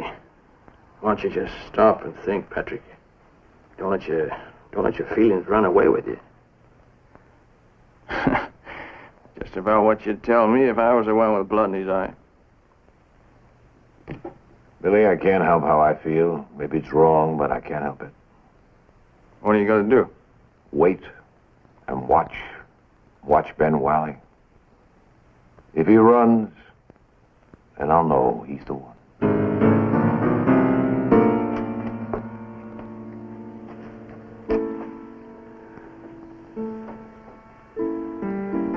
Tomorrow's her birthday, Sarah.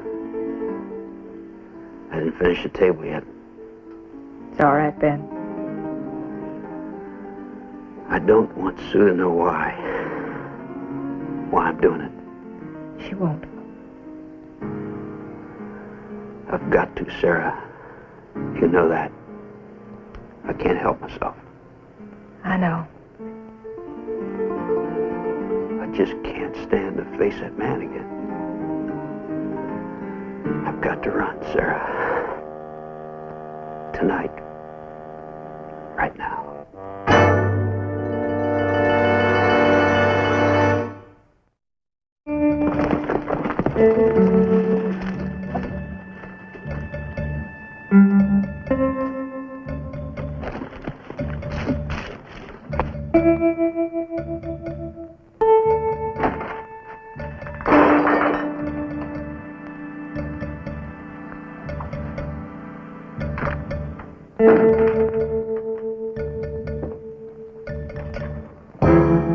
Startled me. I'm sorry. Didn't knock. I said I was sorry. Well, maybe that can be mended. It's all right. Where is he? Your husband? Needed an extra yard of oilcloth for that little table he's making for Sue.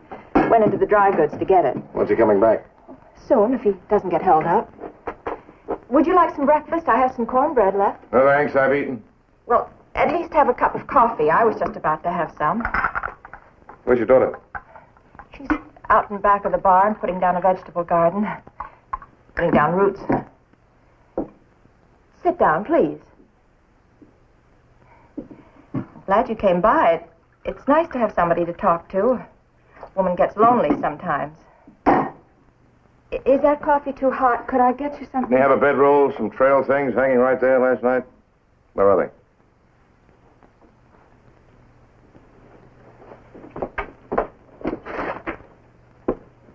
All his clothes gone. Yes, he's gone. He's far away now. He's safe. You'll never find him. I think I will. Why do you have to? Because I do? Isn't there anything that can make you forget whatever it is you can't forget? No. I'd do anything if you just let him be. Anything to save the likes of him? You're much too good a woman for that. How can you feel the way you do about him when he's brought you nothing but pack up and move on, no home, nothing? Yes, I have been unhappy sometimes. He has brought that into my life. So much more than that. Love. Love, Mr. Garrett. He's brought love to me. Can't sleep beside a man for 17 years and not know what kind of a man he is. He's good, Mr. Garrett. Ben Wiley's good and kind. And I love him.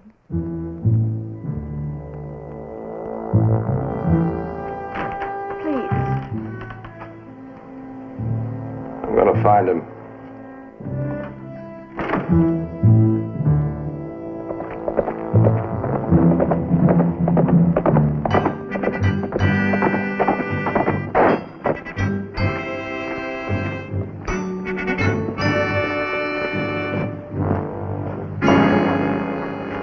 I won't let you go after him. I know how to use this. Sue, He's gonna go after my pa. you let me have that, Sue. I've got to stop him. That's not the way. You want to give it to me?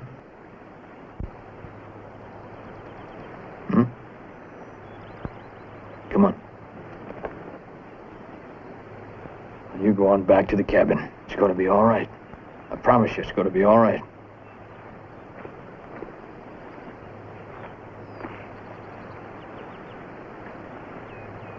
You want to come on back to town with me, Patrick? I wish I could, Billy. I wish I could just turn my back and forget that I ever saw Ben Wiley, but I can't. Patrick, what you doing? I know what I'm doing. It's something I can't excuse or explain, but I can't stop myself. Billy, wearing this, you know what it means to me. Patrick. But if I go after him like this for revenge, I'm not a lawman. I'll never be a lawman again, I know that. Leave it back in Lincoln for me. I'm not going to let you do it, Patrick. If you want to stop me, you're going to have to use that.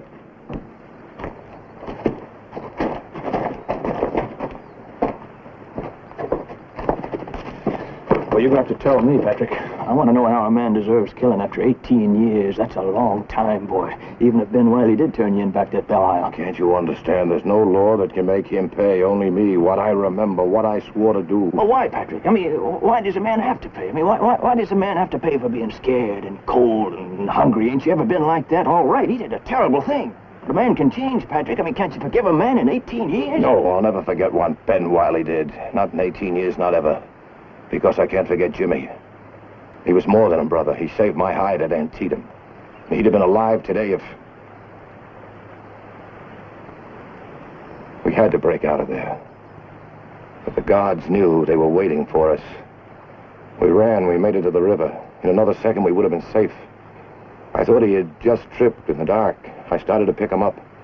We were right there by the river, safe in the dark. And I heard that sound he was making in his throat, begging me not to touch him.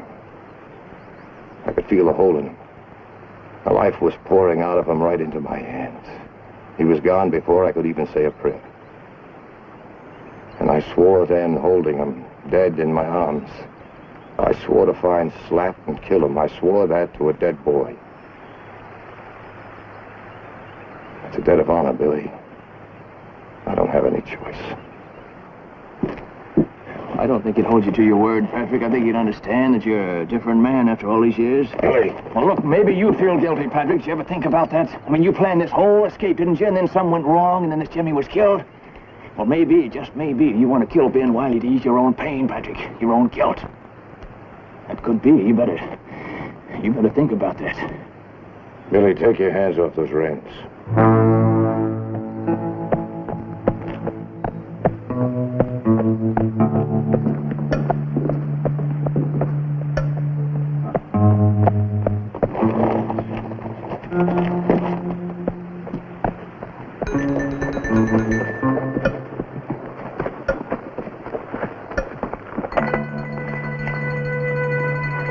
Oh, Ben, why did you come back?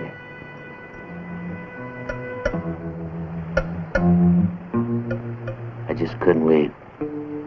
My life is here with you and my daughter.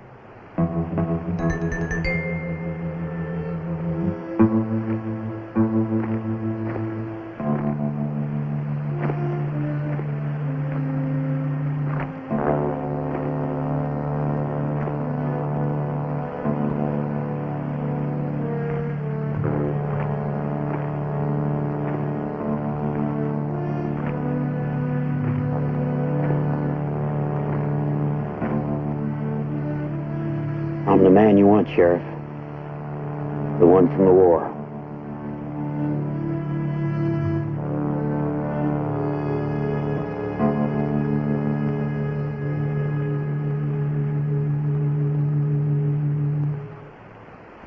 No, I was wrong.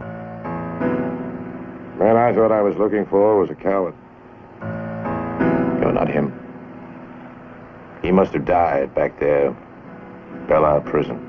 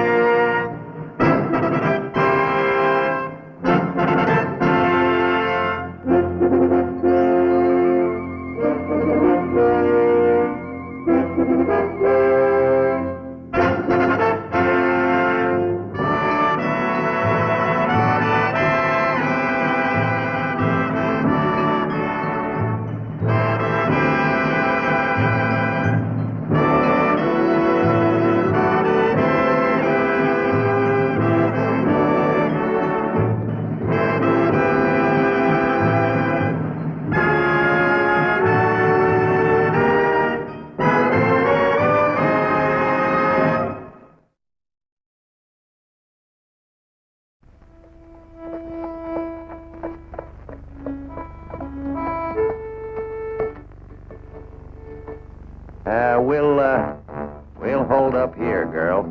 I reckon it's as good a place as any.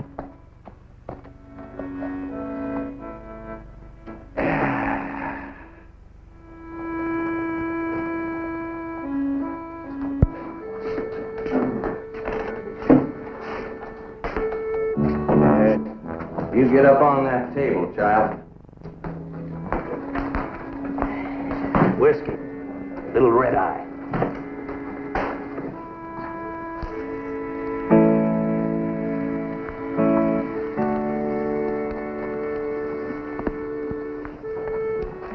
You gents like what you see?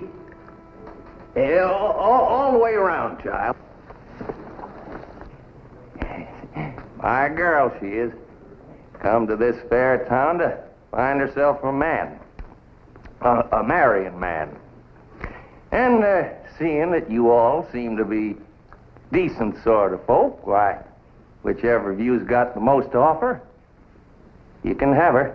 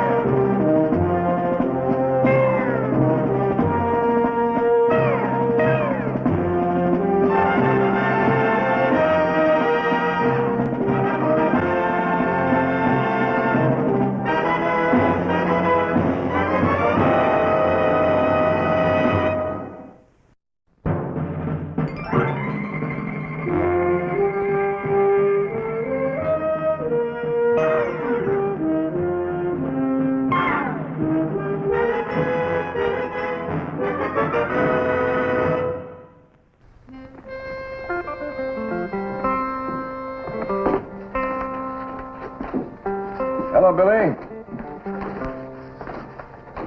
Something wrong? Yeah, listen, Patrick, have you ever thought about getting married? Are you proposing? Oh, come on now, Pat. Listen, I'm serious. Now, if a girl wants to get married, see, she got her rights, ain't she? I mean, she can say no or yes, or she can make up her own mind. Pick the fella she wants, I mean. Well, if she didn't, civilization would be set back a few thousand years. Yeah, that's what I mean. Yeah. Good. Now that you know what you're talking about, would you mind explaining it to me? Yeah, come on.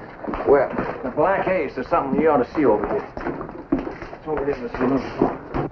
Strong, she is. Good arms. Do a day's work and then some. I give 50 cents. She a good worker, you say? Real good. Do chores. Cook your grub. Hey, Frank, you already got 7 kids. Don't I know it? Nah, mister, if you already got a woman. She wore down about 6 months ago. Left me with a whole brood, she did. She handle young'uns? Yeah. She can learn. Ain't nothing she can't do. She sets her mind to it. All right, she can get down off that table now. Come on. Come on. Nah, just a doggone minute here, Sheriff. Who are you? Naphac. Samuel Joshua Naphac. Well, Mr. Naphac, is this your idea of a joke or something, coming in here and bargaining off your daughter? Bargain? Well, what do you mean? I'm trying to get her married. Sure, for a price. Well, I am not. I'm only asking what's due me as a father. As a father? Well, she's a growed woman now. I done what I could by her and for her. Poor motherless thing. All I'm asking is whoever takes her sort of makes it up to me. Outside. Oh, wait a minute, Garrett. I'll take her. As is, she can help me with the young ones. How about $20? That's just about the price of 7 pairs of shoes, Frank. Well, young'uns need a mother more than they do shoes. You got a deal. You take that money, I'll lock you up. Well, what for? I'm just telling you. Well, ain't you going to listen to what she has to say? Speak your mind, child. Well, it ain't my place to say what's right and what's wrong. Young folks, they've got to have respect. They owes it to do what they's told. But do you realize what he's telling you to do? Of course she does. You can see I give her proper learning, respect. She knows it ain't her place to go again my wishes. Well, it's my place. Come on, I said I'd take her. Oh, sure you will. Put her behind the plow, work her to death. Sooner or later, you'll see her into her grave, just as you've done before. Now, you ain't got no cause to say that. Frank, I'm telling you to stay out of this, or I'll put you in jail for interfering with a law officer. The fine will be $20. Well, that's shoe money. And go out and buy those shoes. Yeah, that's a good idea. I'll do that. Doggone, that's the first offer she ever had. You try selling that girl in this town again, I'll lock you up on every charge in the book. Oh, now, I ain't one to argue with the law, Sheriff. That's the way you feel about it. Why, we won't be staying around here. Come on, girl. Where are you taking her? Another town. To sell her? I told you, Sheriff, I'm only trying to get my gal a fitting husband. How old are you, miss? Miss? That's what town folk call young gals. She's 17 years. All right, she's not of age, so legally I can't stop you from taking her out of town. That's what I figured. But let me tell you this, young lady. I appreciate the respect you'll have for your father. But when it comes to marriage, you're entitled to think for yourself, make up your own mind. Do you understand that? You do what you want to do. He can't force you to marry anyone. It's your right to decide for yourself. Can we go? Yeah. Fine thing when the law starts turning young'uns against their own folks.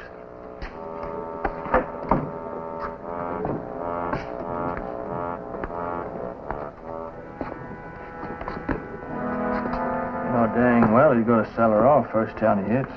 And I can only bend the law so far, Billy. There's nothing that covers this, or I'd throw that old reprobate in a lockup for the rest of his life. I forgot my gun.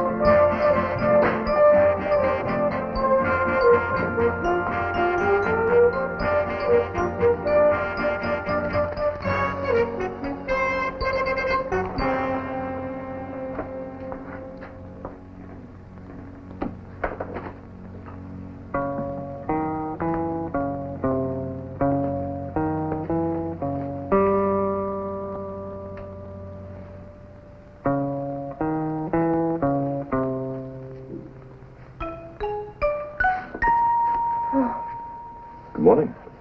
Oh, I'm sorry. How'd you get in here? Oh, I broke a window in the back. Oh, I'll pay you for it, though. I ain't got no money, but I just didn't have no other place to go. Well, where's your father? I left him. Last night, he started drinking, and I started to thinking about what you said, about me having a mind of my own, so I just left him. So you, left him just like that, huh? Well, you said that was all right. I mean, you said that I was entitled to make up my own mind, so I did. Yes, but I was talking... Come over here and sit down. Go ahead. Sit down. Yesterday I was talking about getting married, about picking a mate for yourself.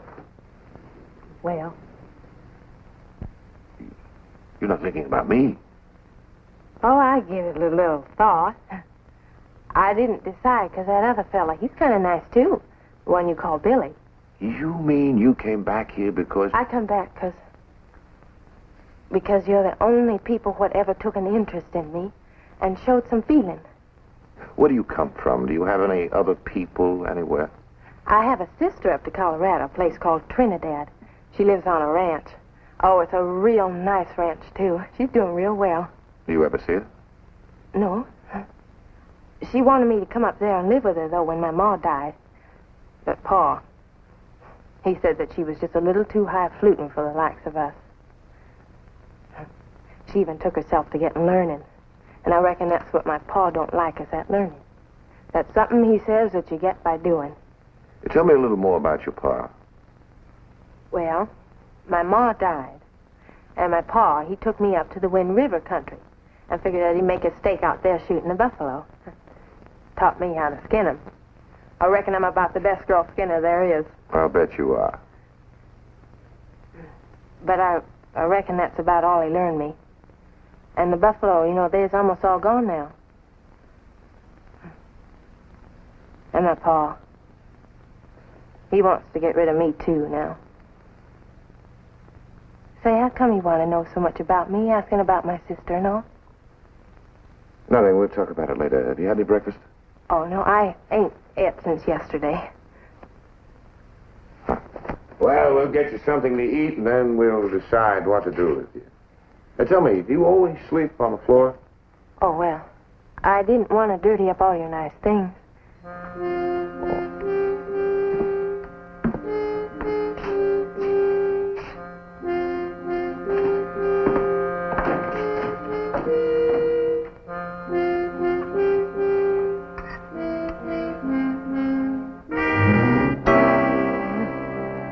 I was hungry. So I see. Well, that was real nice. Now, whatever it cost you, I'll pay you back. Billy, Susan, I thought you didn't have any money. Oh, well, I'll get some. I gotta go to work, maybe cleaning up someplace, like saloon. What if your father comes looking for you? Oh, what if he does? Oh, you won't let him take me back, will you? Well, Mary Susan, I'm afraid there's not much I can do about it. You see, you're still a minor, and I can't find a law in the books to solve your problem. Oh, but I want to stay here with you. Mary Susan, this sister of yours in Colorado, you said that she wanted you to come and live with her. Then I think that's what you'd better do. Oh, but I thought that you and me... No, I'm afraid not. Well, there's Billy. Yes, there is Billy, but I know Billy, and I also know he is not about to let himself get tied down. Well, ain't I good enough for neither of you? Just 'cause I don't happen to know very much, or 'cause I don't eat my victuals to suit you? Now, Mary Susan, I told you you had a right to make up your own mind, but if you're going to think for yourself, there are a few things you'll have to learn. And the first is that, well, there's a lot more to marriage than wanting the first man who treats you decent. Dumb as I am, nobody ain't gonna want me. Except that fella with all them kids. Now, somebody like that. Oh, come on. You don't have to get married right away. You've got lots of time to learn. Time to become a lady that any man would want. Oh, no. It just ain't no use. Look at me. That can be changed. You can change. How? The Denver coach comes through here this afternoon. You're going to be on it for Trinidad and your sisters. That's one way. Another way is you're going to take a bath. A bath, soap, tub full of hot water. Tub full of water? We ain't never had enough to drink, let alone dirty it all up. Well, I've got a tub right in here. I'll go heat the water, and while you're learning what a bath is, I'll see if we can't do something about those. Oh, well, these is all I got. Well, just as soon as you're ready to step into the tub, you throw these clothes right outside the door,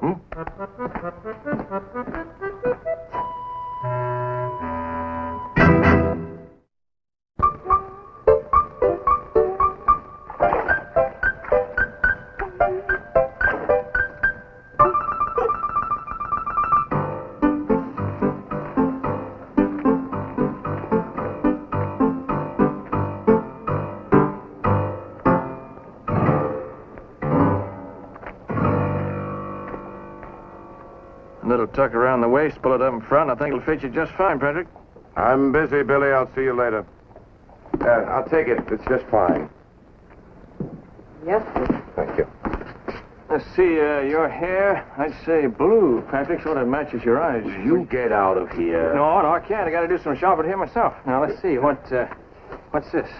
What do you think, Patrick? Billy, we got to put that down. Wait a minute. A lady can't lose her temper in public. What do you... Look, if you say one word about this... No, I'm not going to. Listen, I won't say anything, I promise. If you tell me what you're doing... Here's your package, Sheriff. Thanks. I'll need some shoes, too. When do you stop wearing boots? Billy, they're for her. Her who? Mary Susan Navek. Oh.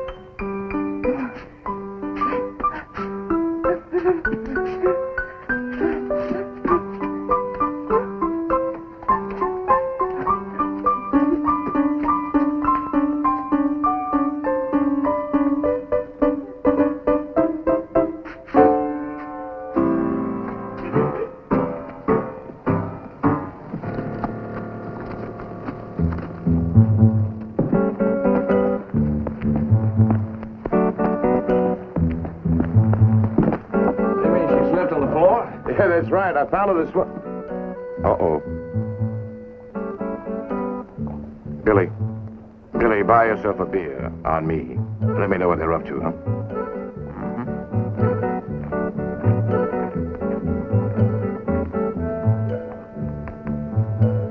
Take your mark. $20 even. She's yours. And none too soon. Why, that sheriff stealing her and keeping her for himself without even paying me? Hey, you got a good woman. You take care of her. Oh, I will. Let's drink to that.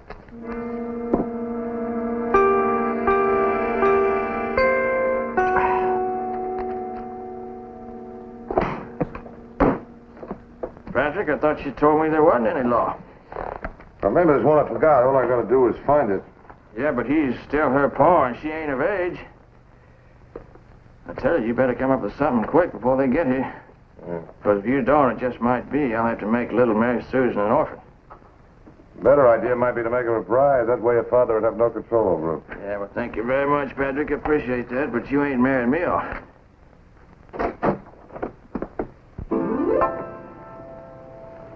Well, what do you know? Do I look all right? Yeah, you sure do. Maybe I changed my mind, Patrick. You look just fine, Mary Susan. Oh, thank you. Thank you so much. That's all right. Was you reading? Yeah, I'm trying to find a law. A law to protect you. Billy, go take a look, see if anything's happening out there. Did you find one? No, not yet. Reading. Is it very hard? No, once you learn. My pa, he never gave me a chance. But I heard people say what's in books, and they say if there's anything you want to know, you can just find it right there in a book. Oh, I know what that is. Them's pictures. Pictures I know. And that is the Constitution of the United States.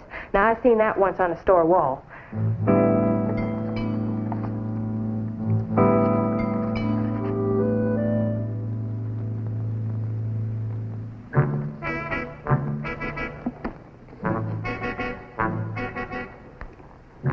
Mary Susan, you look just fine.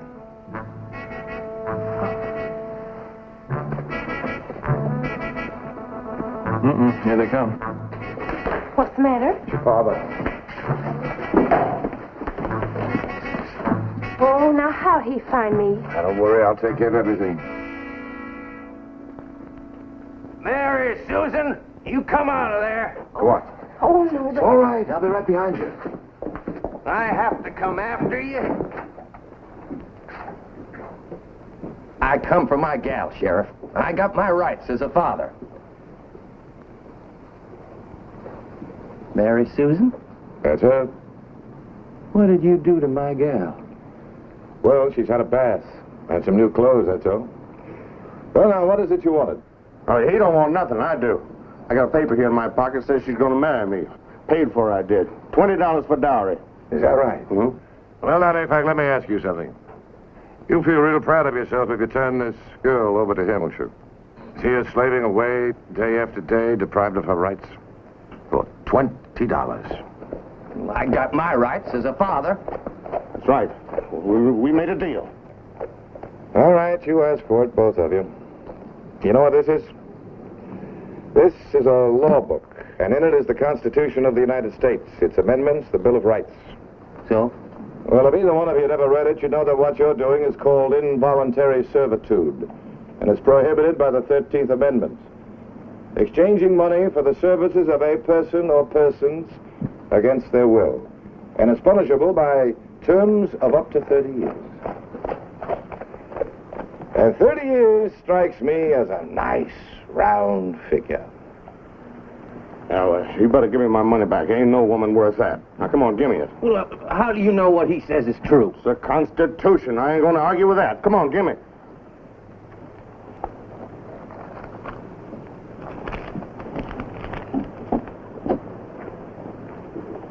More money than I ever seen before. In fact, I'm sending the girl to her sister where she'll get a decent upbringing. You got any objection? You can't deprive me of my flesh and blood. If I can't get a little dowry money for marrying her off, why, might as well keep her around. Save me skinning what buffalo I find. Mr. Nayfank, maybe you don't understand me. I've got witnesses that you sold Mary Susan, which could get you up to 30 years. Now, do I charge you with involuntary servitude, or does Mary Susan go to your sister? You give me $5, Sheriff. You do what you want with her. 30 years. $1? Nayfank! Don't fly off now. You do whatever you want. No sense arguing with the Constitution.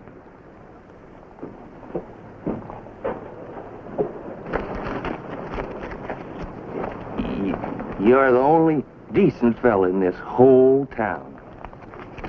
Maybe you'd buy a poor old man a drink. Come on.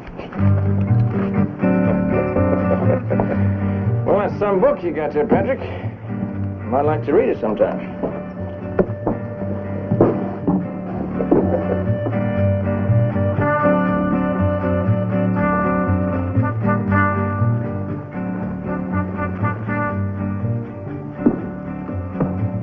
Hi, Patrick. I was just telling Mary Susan here goodbye. I ain't so sure I want to leave now. Man, I already bought your ticket. Now get on board. Oh. Well, I ain't never been nowhere by myself. Yeah, maybe I ought to ride along with her a little piece to sort of look out after her. Billy, you stay right here. Her sister's meeting her at the Denver station. Oh, goodbye. I'll write you both when I learn how. You write your paw too, gal. I come to say goodbye. I've been thinking this over. Could be it's all for the best. Up there with Betty June. You get yourself some learning, and might be you'd marry up with a rich fella. And maybe he wouldn't mind if your old daddy come to live with you for a spell. Pa, and now I'm starting in to think for myself now. And I think that if ever I did marry up rich, that I would enjoy you staying with me and my rich husband for a spell. But I also think you ought to take a bath and get some fitting clothes and learn to eat proper like. Now, that's what I think.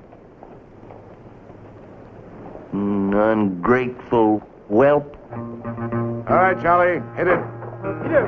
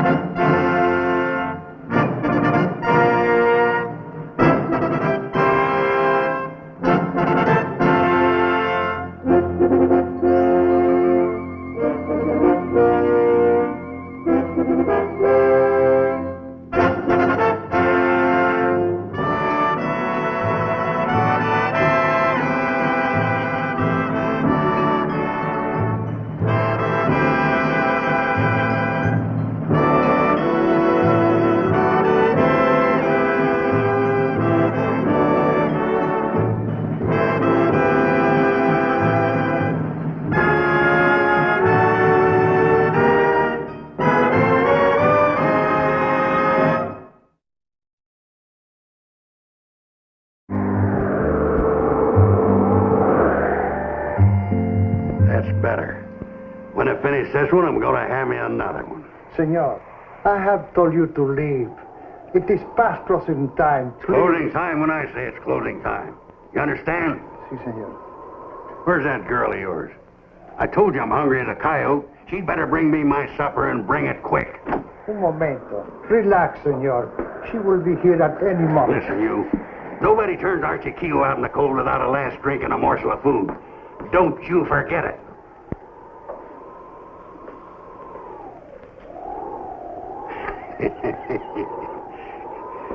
Just playing a little joke. Meant no harm to the old man. Can a man play a prank when he's a little drunk? You can remember how funny it was in one of my cells. I only want him to leave. I will press no charges. What's your name? What's your name? Archie. Archibald Keogh. There's no middle name, sir.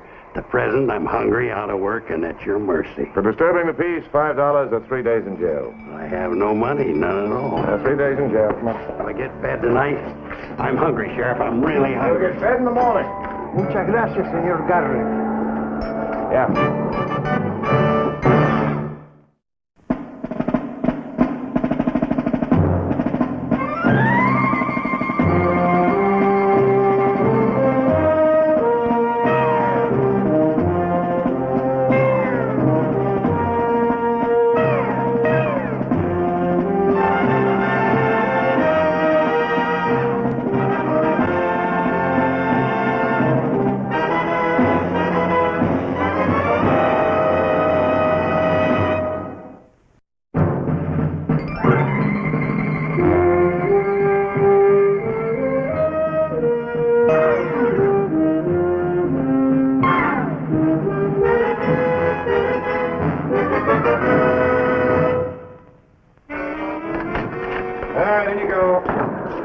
Isn't there some way I could shorten my jail stay, Sheriff? I'd even work. I'll scrub floors. All right, Keogh, upstairs.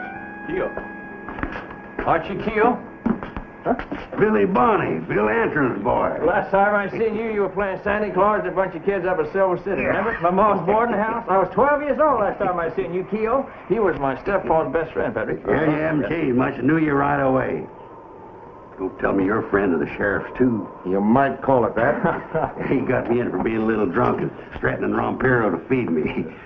I never meant the old man any harm, Sheriff. I never hurt anybody in my whole life. You ain't lying that, Patrick. How would you know? All right, upstairs. $5 to get me free, Billy boy. Remember when I pulled your first tooth? Yeah, and I trusted you more than anyone else to pull it. Just as close as your pa.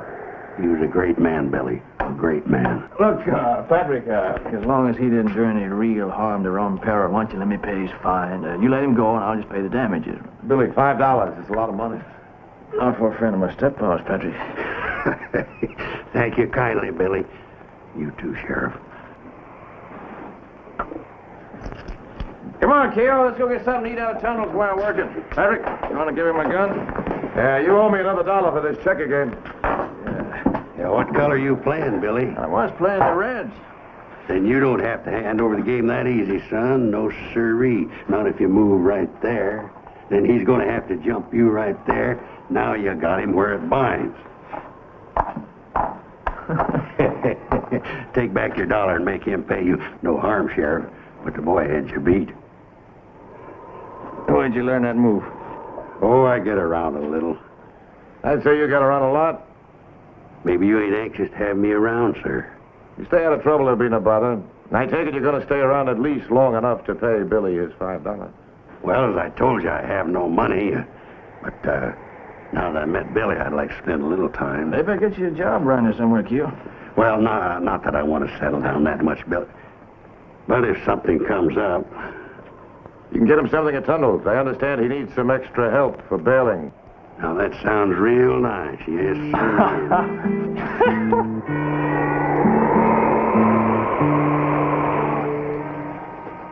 How you feeling, Keogh? Look at them hands. I've been out tied over 60 bales of hay for Tunnel in the last 2 days. How do you keep from getting wore out, boy? I'm so tired I'm breathing from memory. It'll be all right. You won't feel it another month. Another month? Say, I'll be lucky if I'm able to last another 2 days. Hey, listen, Billy. Maybe I was talking too fast when I said I'd stay with you. I got me a job waiting for me over at Glen Springs, Colorado. It's night watchman on the R&M Railroad. Oh, yeah? If you'll loan me the money to get there, I'll send it back the first thing. Look. All the money I got to my name. 50 cents. I gotta have money, boy. I just got $2 payday. Payday's 20 days off. I gotta eat. Well, Tunnel's going to feed you around here. I mean, it's not going to cost you anything. Yeah, for work. Look, don't think that I don't appreciate it, boy, you getting me this job. But it's just that I can't last, I know. Get me a little rest. Look, tomorrow's a half day, half work day. It's Saturday. Why don't you and me go on down to Lincoln and get a couple of beers and kind of cut up some? What do you say? Huh? Hey, Keo, you never did tell me much about my pa. When's the last time you seen him, Keo?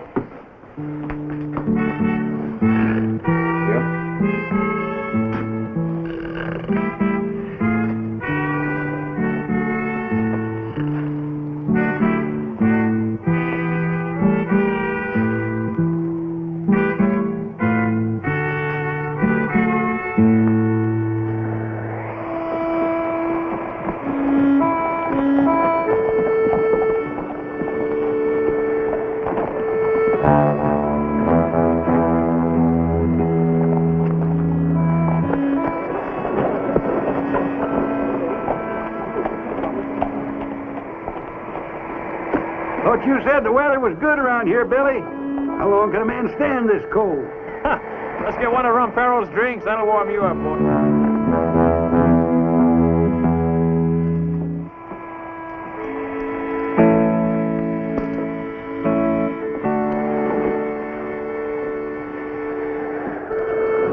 Ain't a fit night out for man or beast. How long we been here, Billy? I don't know. It has been good seeing you again, Bellito. Yeah, I got my friend Patrick to thank for keeping me away. If I was any colder, they'd hang me up for meat. Why don't you have another drink, Keo? That's what your pa always said. Once out in Dakota, he got me so swacked egging me on, it took me 2 days to get over it. Yeah, I can take a hint. I sure can take a hint. Hey, Ampero. Better watch this young fella with that daughter of yours. Come on, I'll buy you some. I ain't getting rid of you tonight, am I, Keo? You go ahead, finish your work, me, boy. About time to head on home. In this weather? I thought we was going to have another drink. Come on, tomorrow's Sunday. Me and you ain't men that work on Sunday. Just one more. Come on. What are you doing? Oh, I forgot. Your old buddy's out of fun. Okay, one more round. It's on me. Hey, amigo. Rompero. You want to give me a beer, please? And a whiskey for my wild friend, eh? Enseguida, señor.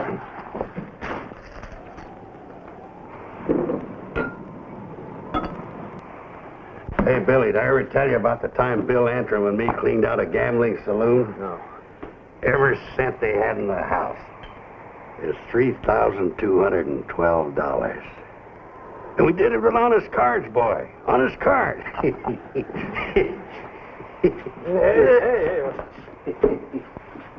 Why don't you take your friend home, Billy? You don't know me nothing for the drink. It is all right. Time to go home, Keo. I ought to tell you, Billy boy, it's a rough night out and a long trip back, and I'm just a little drunk. Why can't we stay in town? Our hotel's too much money for me. Maybe we could just bunk down here somewhere. No, they ain't got no room around here, Keo. It's too cold. I just don't feel right, Leon. There's always room for Billy. Hey, Papa? See what I tell you. Well, how much you charge us, amigo? No.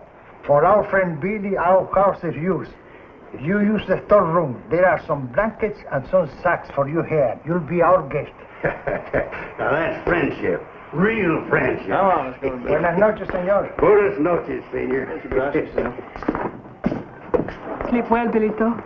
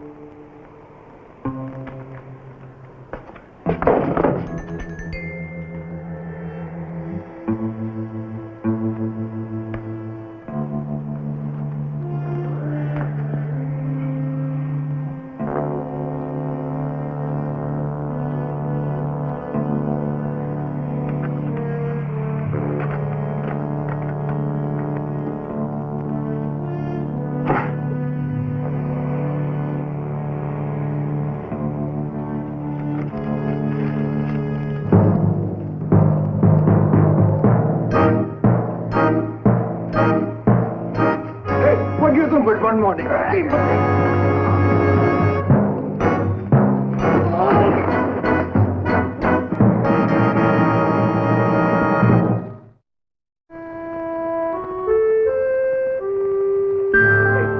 Hey, boy. Hey, wake up. Storm's over. I know you want to get back. Oh, yeah. Yeah. Well, I'm glad you woke me up, Keo. This stone floor's killing my back, boy. Yeah, me too. Figured you want to get an early start. Yeah.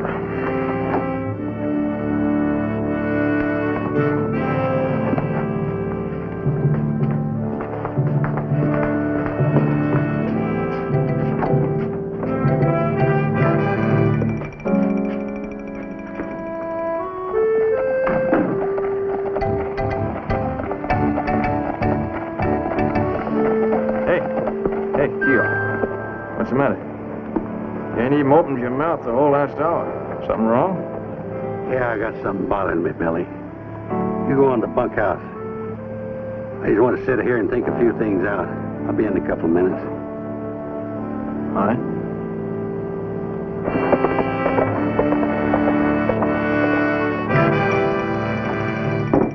Well, what do you say? You told me a couple of minutes. Been nearly 20. Your coffee's almost boiled up. I did a terrible thing last night, Billy. It's the reason I haven't spoken to you all morning. I'm all covered with guilt. Yeah, about what?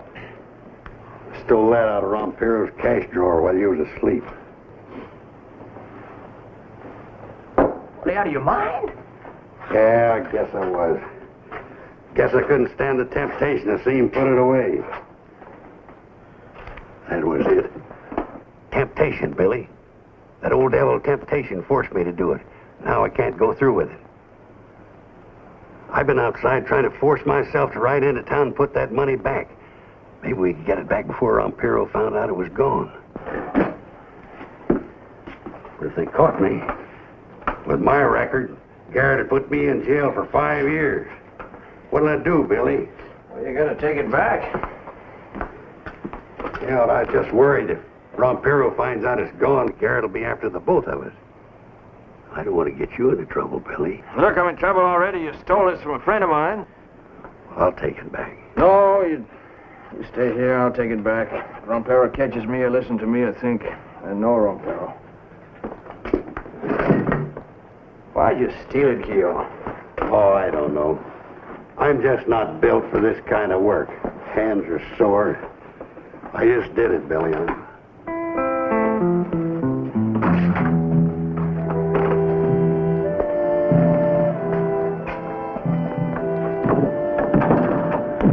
I'll never forget you for this, Billy. Never.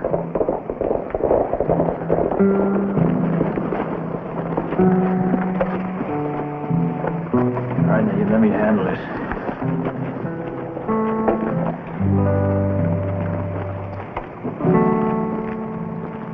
I understand you two spent last night at Rompero's. Kind of worried about that money, ain't you, Patrick? Yeah. Got it right here. I tell you what I did. I found his cash drawer open last night after he went to bed, so I couldn't get it locked. It was jammed or something, so I took it with me for safekeeping. And I forgot all about it until this morning, Patrick. Fact is, I was just heading back to Rompero's right now to give it back to him. There was $300 in that cash drawer. You just handed me 60. Don't play games, Billy. Tell me what happened last night. Rita found Rompero's body this morning. Rompero's body? You didn't tell me you killed anybody. He dropped that money out of his pocket when we were cleaning out the bunkhouse. I warned him to take it back. You tell him the truth, Keo. Is that why you befriended me, boy? Get me mixed up in a murder? I didn't do this thing, Patrick. And how'd you get that money? I'll testify against him, Sheriff. He told me he took it. You're just like your father. You're no good, Billy. No better than Bill Antrim. You're a cheap phony. All right, don't stop me. Search the bunkhouse for the rest of that money. Check the gear on the horses. Believe me, Sheriff, I'm telling you Shut the up, truth. Keo. And tell me what happened last night, Billy. Why did you and Keo stay in town? You don't have to say nothing, Garrett. Looks like the knife that killed Rompero. Bar knife for cutting lemon peel. You know I wouldn't kill Rompero. How'd this get in your saddlebag?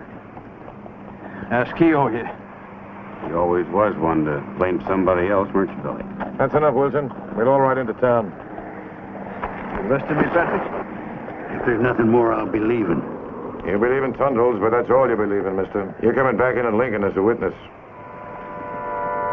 Now get on your horses. Let's get into town.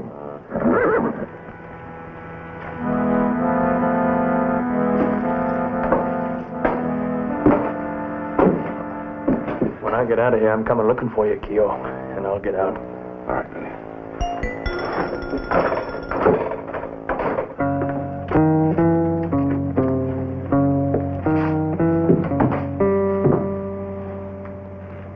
Why, Billy? Why did you do it? Papa, he was your friend. I didn't do it, Rita. You know I didn't. I want to believe you, Billy. But you were drinking. Rita, go home. Go on, vámonos.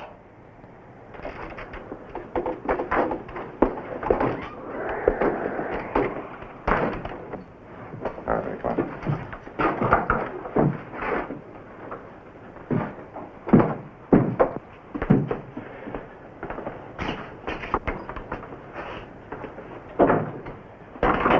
You're a good friend, Patrick.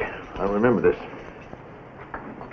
Billy, I know you didn't kill Rompero, but I'm not a judge or a jury. I'm just a sheriff. The evidence, what Keogh has said, gives me no choice. When do I get a trial? A couple of days, maybe. Judge Conrad ought to have us on a circuit by then. You know what he thinks of me, Patrick? Conrad, he'll stay over here just to see me hanged. And if fellow Archie gets a chance to testify, that's about what I'll do, Patrick.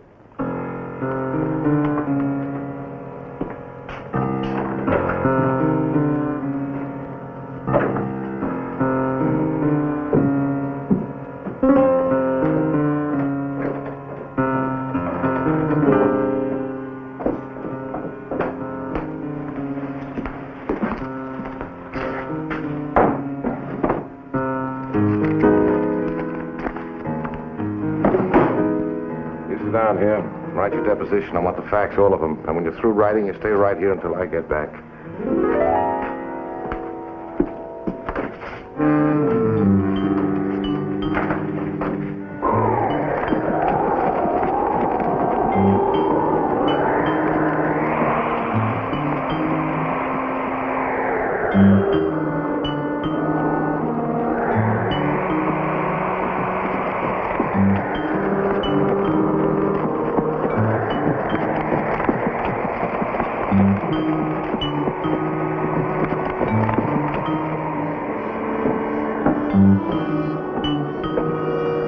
That's an order.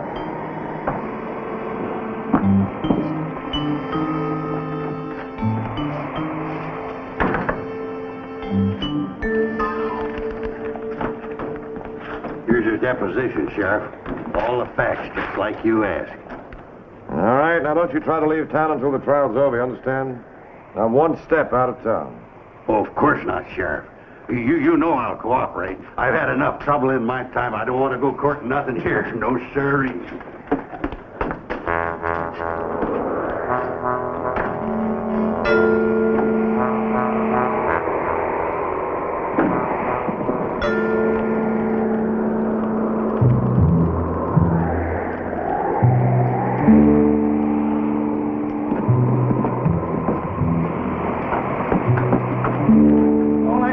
For a double shot of bourbon. Where's your money? I thought a little credit, maybe. Like I said, no credit. Just a minute. But watch.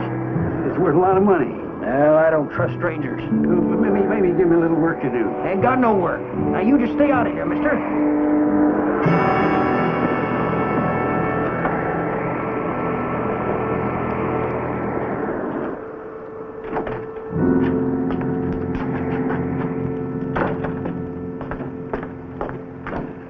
Sheriff, I want to know what's going on. I gotta eat. I gotta find a place to sleep. They need money to do it. Nobody in this town will give me credit or a job. I can't even sell them a watch. Yeah, with your reputation, I can understand people not giving you credit or buying your goods. Well, I gotta have money. You set the people in this town against me because that killer up there's a friend of yours. Put me in jail. I gotta eat. I can't stay out nights in the cold. Sorry, can't let you use the jail. Violation of county law. All right. All right. I just have to look out for myself. Yo, you try anything. Like stealing food or breaking in any place or leaving town. You break one law in this town, I'm liable to shoot first and ask questions afterwards.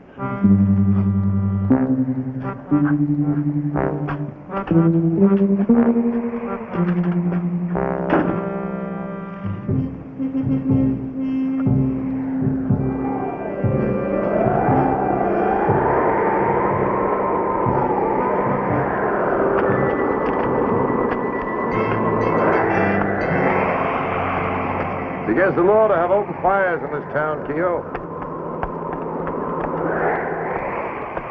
Night like this, I'll freeze. I told you it's against the law. You can't get away with this, Sheriff. You're trying to kill me. The only thing I'm interested in is that you're here for Billy's trial. Just a couple of more days. I can't last 2 days without food and shelter. Not in weather like this. Well, look at that sky. It wouldn't surprise me to see it snow tonight.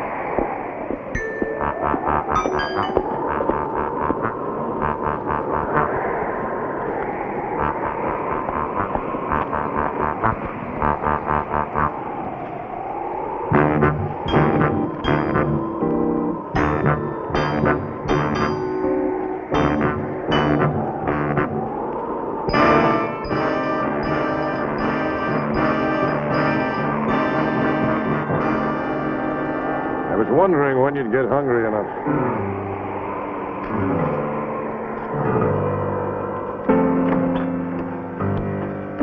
Wish you'd let me in on it, Patrick. I could have slept better. You talk too much. Reckon I'll be more careful about picking my friends. I doubt it. No, I mean that, Patrick. Someday I might pick me up a friend and give me a shot. I hope not, Billy. I hope not.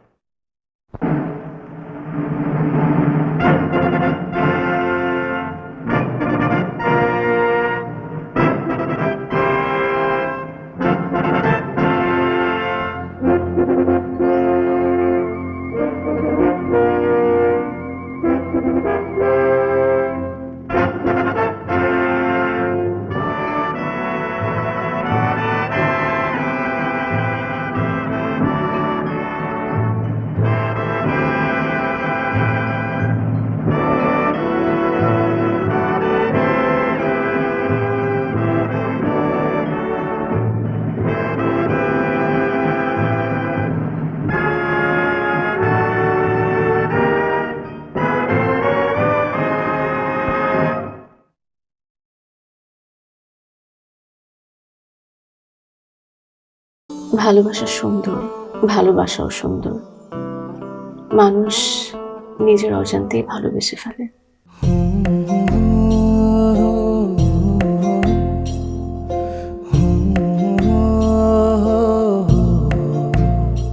আমারও মনে হয় কি জানেন, আপনার মতো জানাশোনা কাউকে না আমার বিয়ে করা উচিত। এটা কি উপলক্ষে? ম্যাডাম, ফুলটা গ্রহণ করুন, তারপরে বলতেছি। ভোটার আইডি কার্ডে যার স্বাক্ষরের জায়গায় টিপসই দেয়, এখানে কেউ ডাক্তার। এই দুইজনের মধ্যে যে আগে ম্যাডামের মন জয় করতে পারবে, ম্যাডাম তার।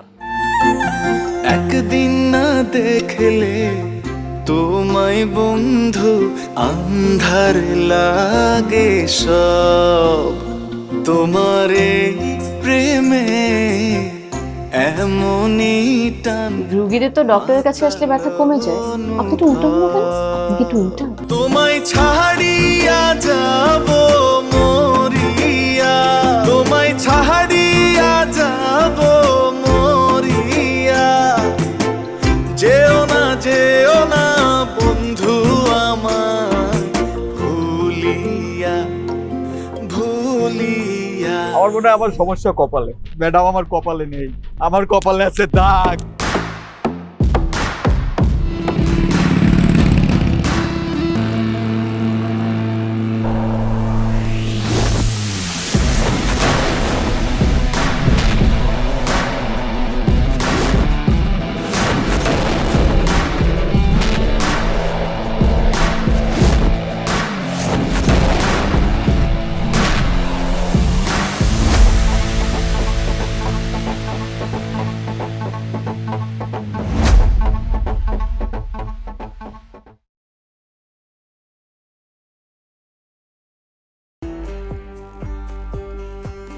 Cảnh vệ này, 3 cảnh vệ rồi, 4 cảnh vệ,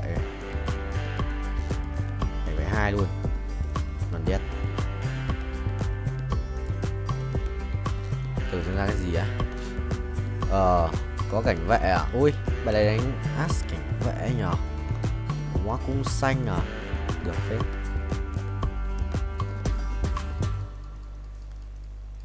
As cảnh vệ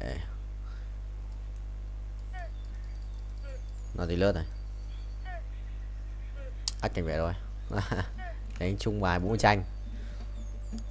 Cảnh vệ as cảnh vệ thì sẽ là phần đâu rồi?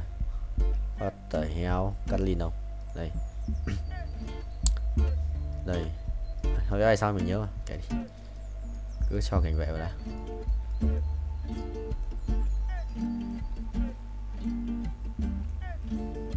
Bùi gỡ, để bùi gỡ. Rồi, vừa đủ, vừa đẹp. Cung xanh này, vô cực rồi. Cung xanh vô cực với cả cuồng đao à? Dấu có cuồng đao, xít quá. Chắc là chìm quá rồi, chắc thế. 82 máu à? Trốn nhỉ? Sẽ một chút trốn đấy. Mình sẽ lái cái này trước. Ok. Tốc độ cao đét. Ok được rồi.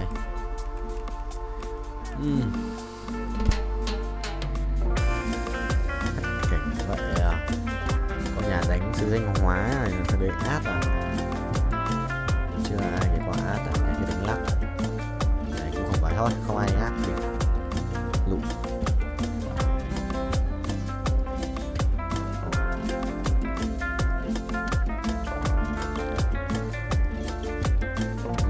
San luôn mà, có gì xin ra chơi.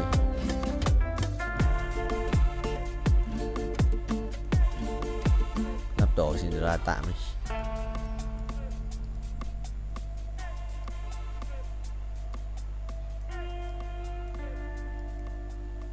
Xin la ra tỷ đấu sĩ này, mình muốn đánh thì nhầm, trở thành đấu sĩ tiếp và ra 1 tỷ ấy.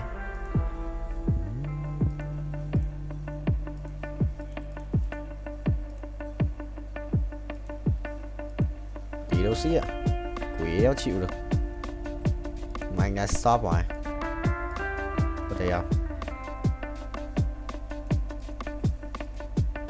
Anh nhầm cùi tía nó xóa, ha ha. Tí thầy nhót,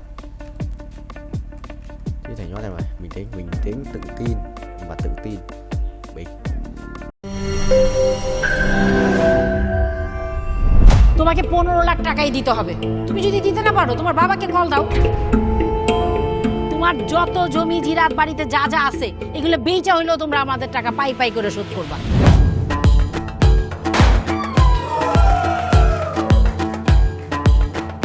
একটা ব্যাপার কি খেয়াল করছো? শহরে কিন্তু 2টা রূপ, রাতের এক রূপ, দিনের আর এক। বেঁধেছি ঘর হৃদয়ের পর, গাঢ় সবুজ ওই গহীন বনে। আরে ব্রো, সবসময় চিল থাকতে হবে, কিচ্ছু মাথায় নেওয়া যাবে না। ভালোবাসা হচ্ছে একজন আরেকজনের উপর ভরসা করে, একজন আরেকজনের হাতের উপর হাত রেখে এই জীবনটা কাটিয়ে দেয়। কিছু মানুষ এই রাত জেগে থাকে আর টাকার বিনিময়ে সুখ খুঁজে। বসুন। এখন তো সিরিয়াস হওয়া উচিত, তাই না? আমি তো কোথাও যাচ্ছি না পার্টি করতে। তুমি কেন যাচ্ছ? কেন বন্ধ করতে পারতেছো না বলো তো?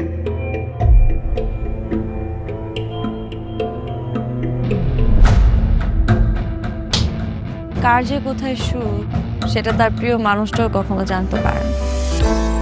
পাশাপাশি তবু যাচ্ছি বিপরীতে, কাছাকাছি তবু যাচ্ছি বহু দূরে। Hi, you look good. Thank you.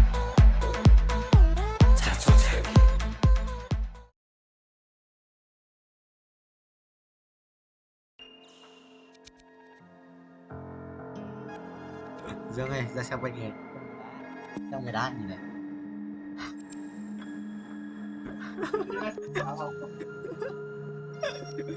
Nhớ hiểu. Chỉ là phút đi thôi.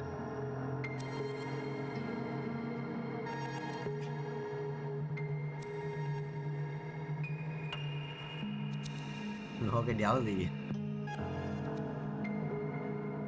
Ui.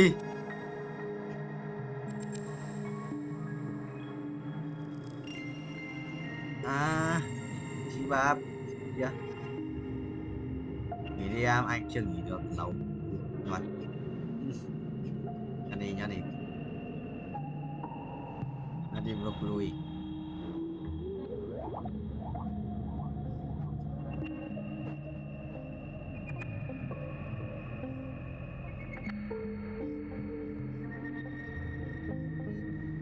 À, cảnh vệ đầu sĩ thật sự một bản vụ. Hắc ám của là để cho tất cả trận đấu với bài trận đấu xong của đấu ạ. Đây đây đây đây đây này đây này đây đây này hết rồi đây này đây đây chất lỡ đéo gì.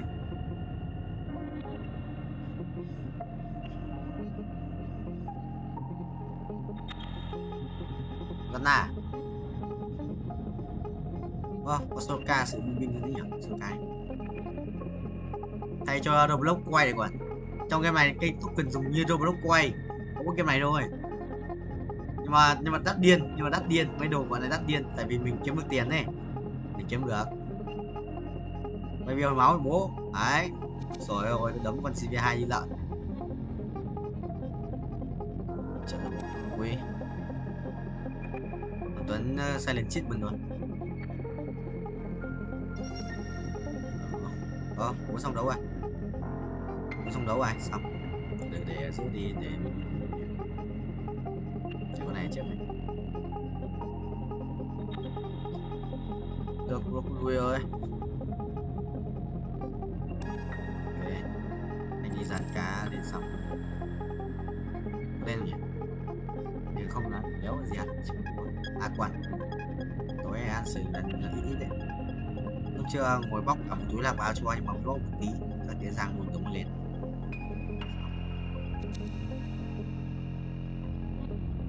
Tiếp bạn khỏe đấy, bạn khỏe đét mà.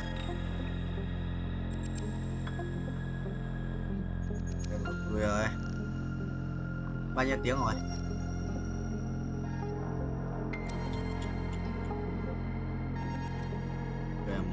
Anh chắc là hơn 20, tầm 25 gì đấy.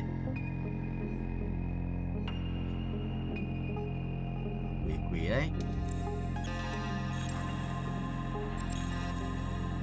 2 ngày.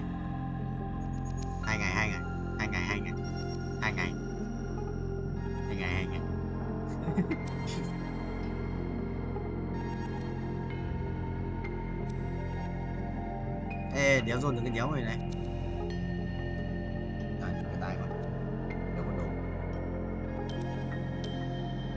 Lắp đồ công không? Không đi. Lắp đồ tanh đi. Rồi xong. Mình. Này là bút chòi đồng đấy, bút to đấy. To điết mà. Điên, to điên.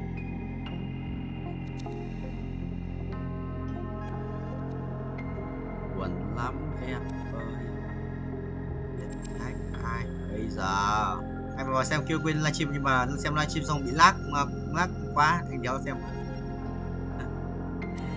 Lag cái OBS gì và OBS đéo hiện cái xem trước lên kệ. Thì kia xem lại xong.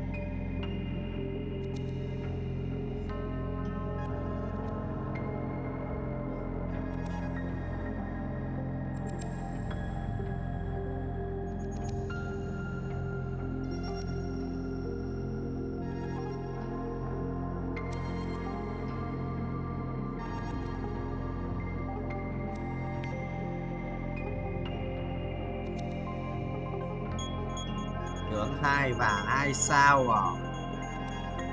Đéo được. Còn kia này ở kia này. Còn kia này. Đây kiếm một quyền lắc 2. Còn không.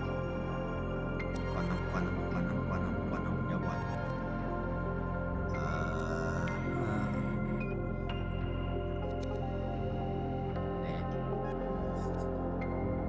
Đúng rồi, đột tay nó lắp đồ đánh của bố. Xin tính xong phải quay ba lô rồi, quay được 7 phút nữa để qua định nhà.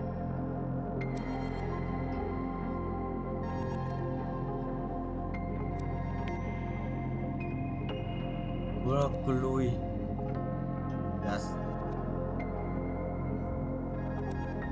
Sao lại chết mình thế rồi.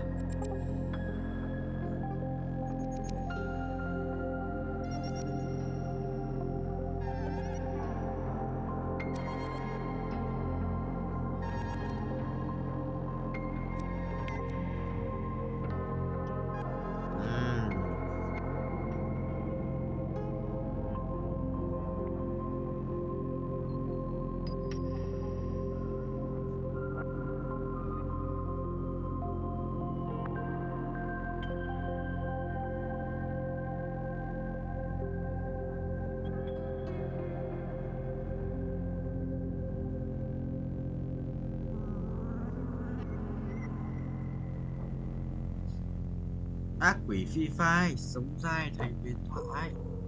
Chi bông núp.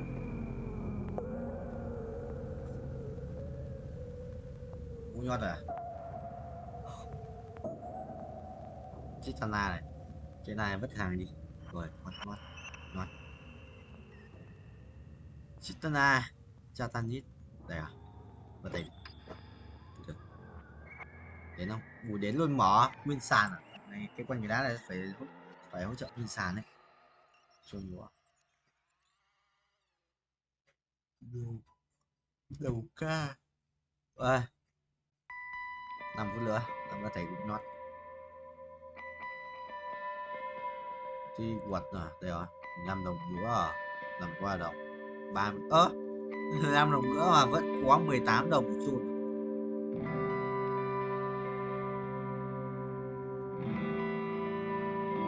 Ghép pet không rồi mảnh đét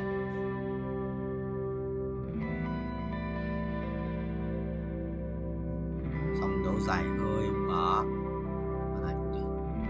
này đâu bạc 7k game mở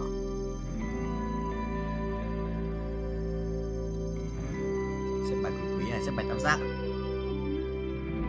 là tác sang tác là đánh sang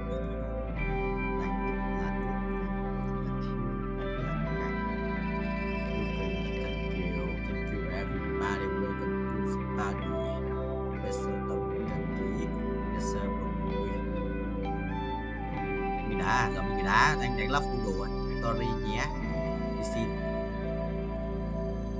là ngoan một tổ đi xin này một tổ đi xin một đúng bên xong ta đi xin không 2% ta đi xin không nhảy lên xin chung bố áo xin có đi bia Soraka Vienna chân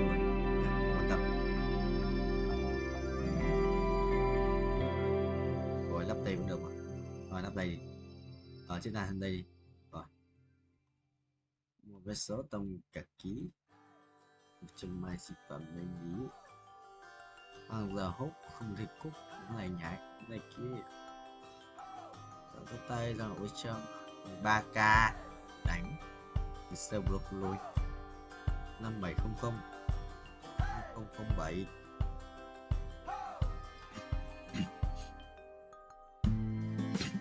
xong rồi bị giật máy view bị giật biết đánh đéo này đéo sao đánh bên nhà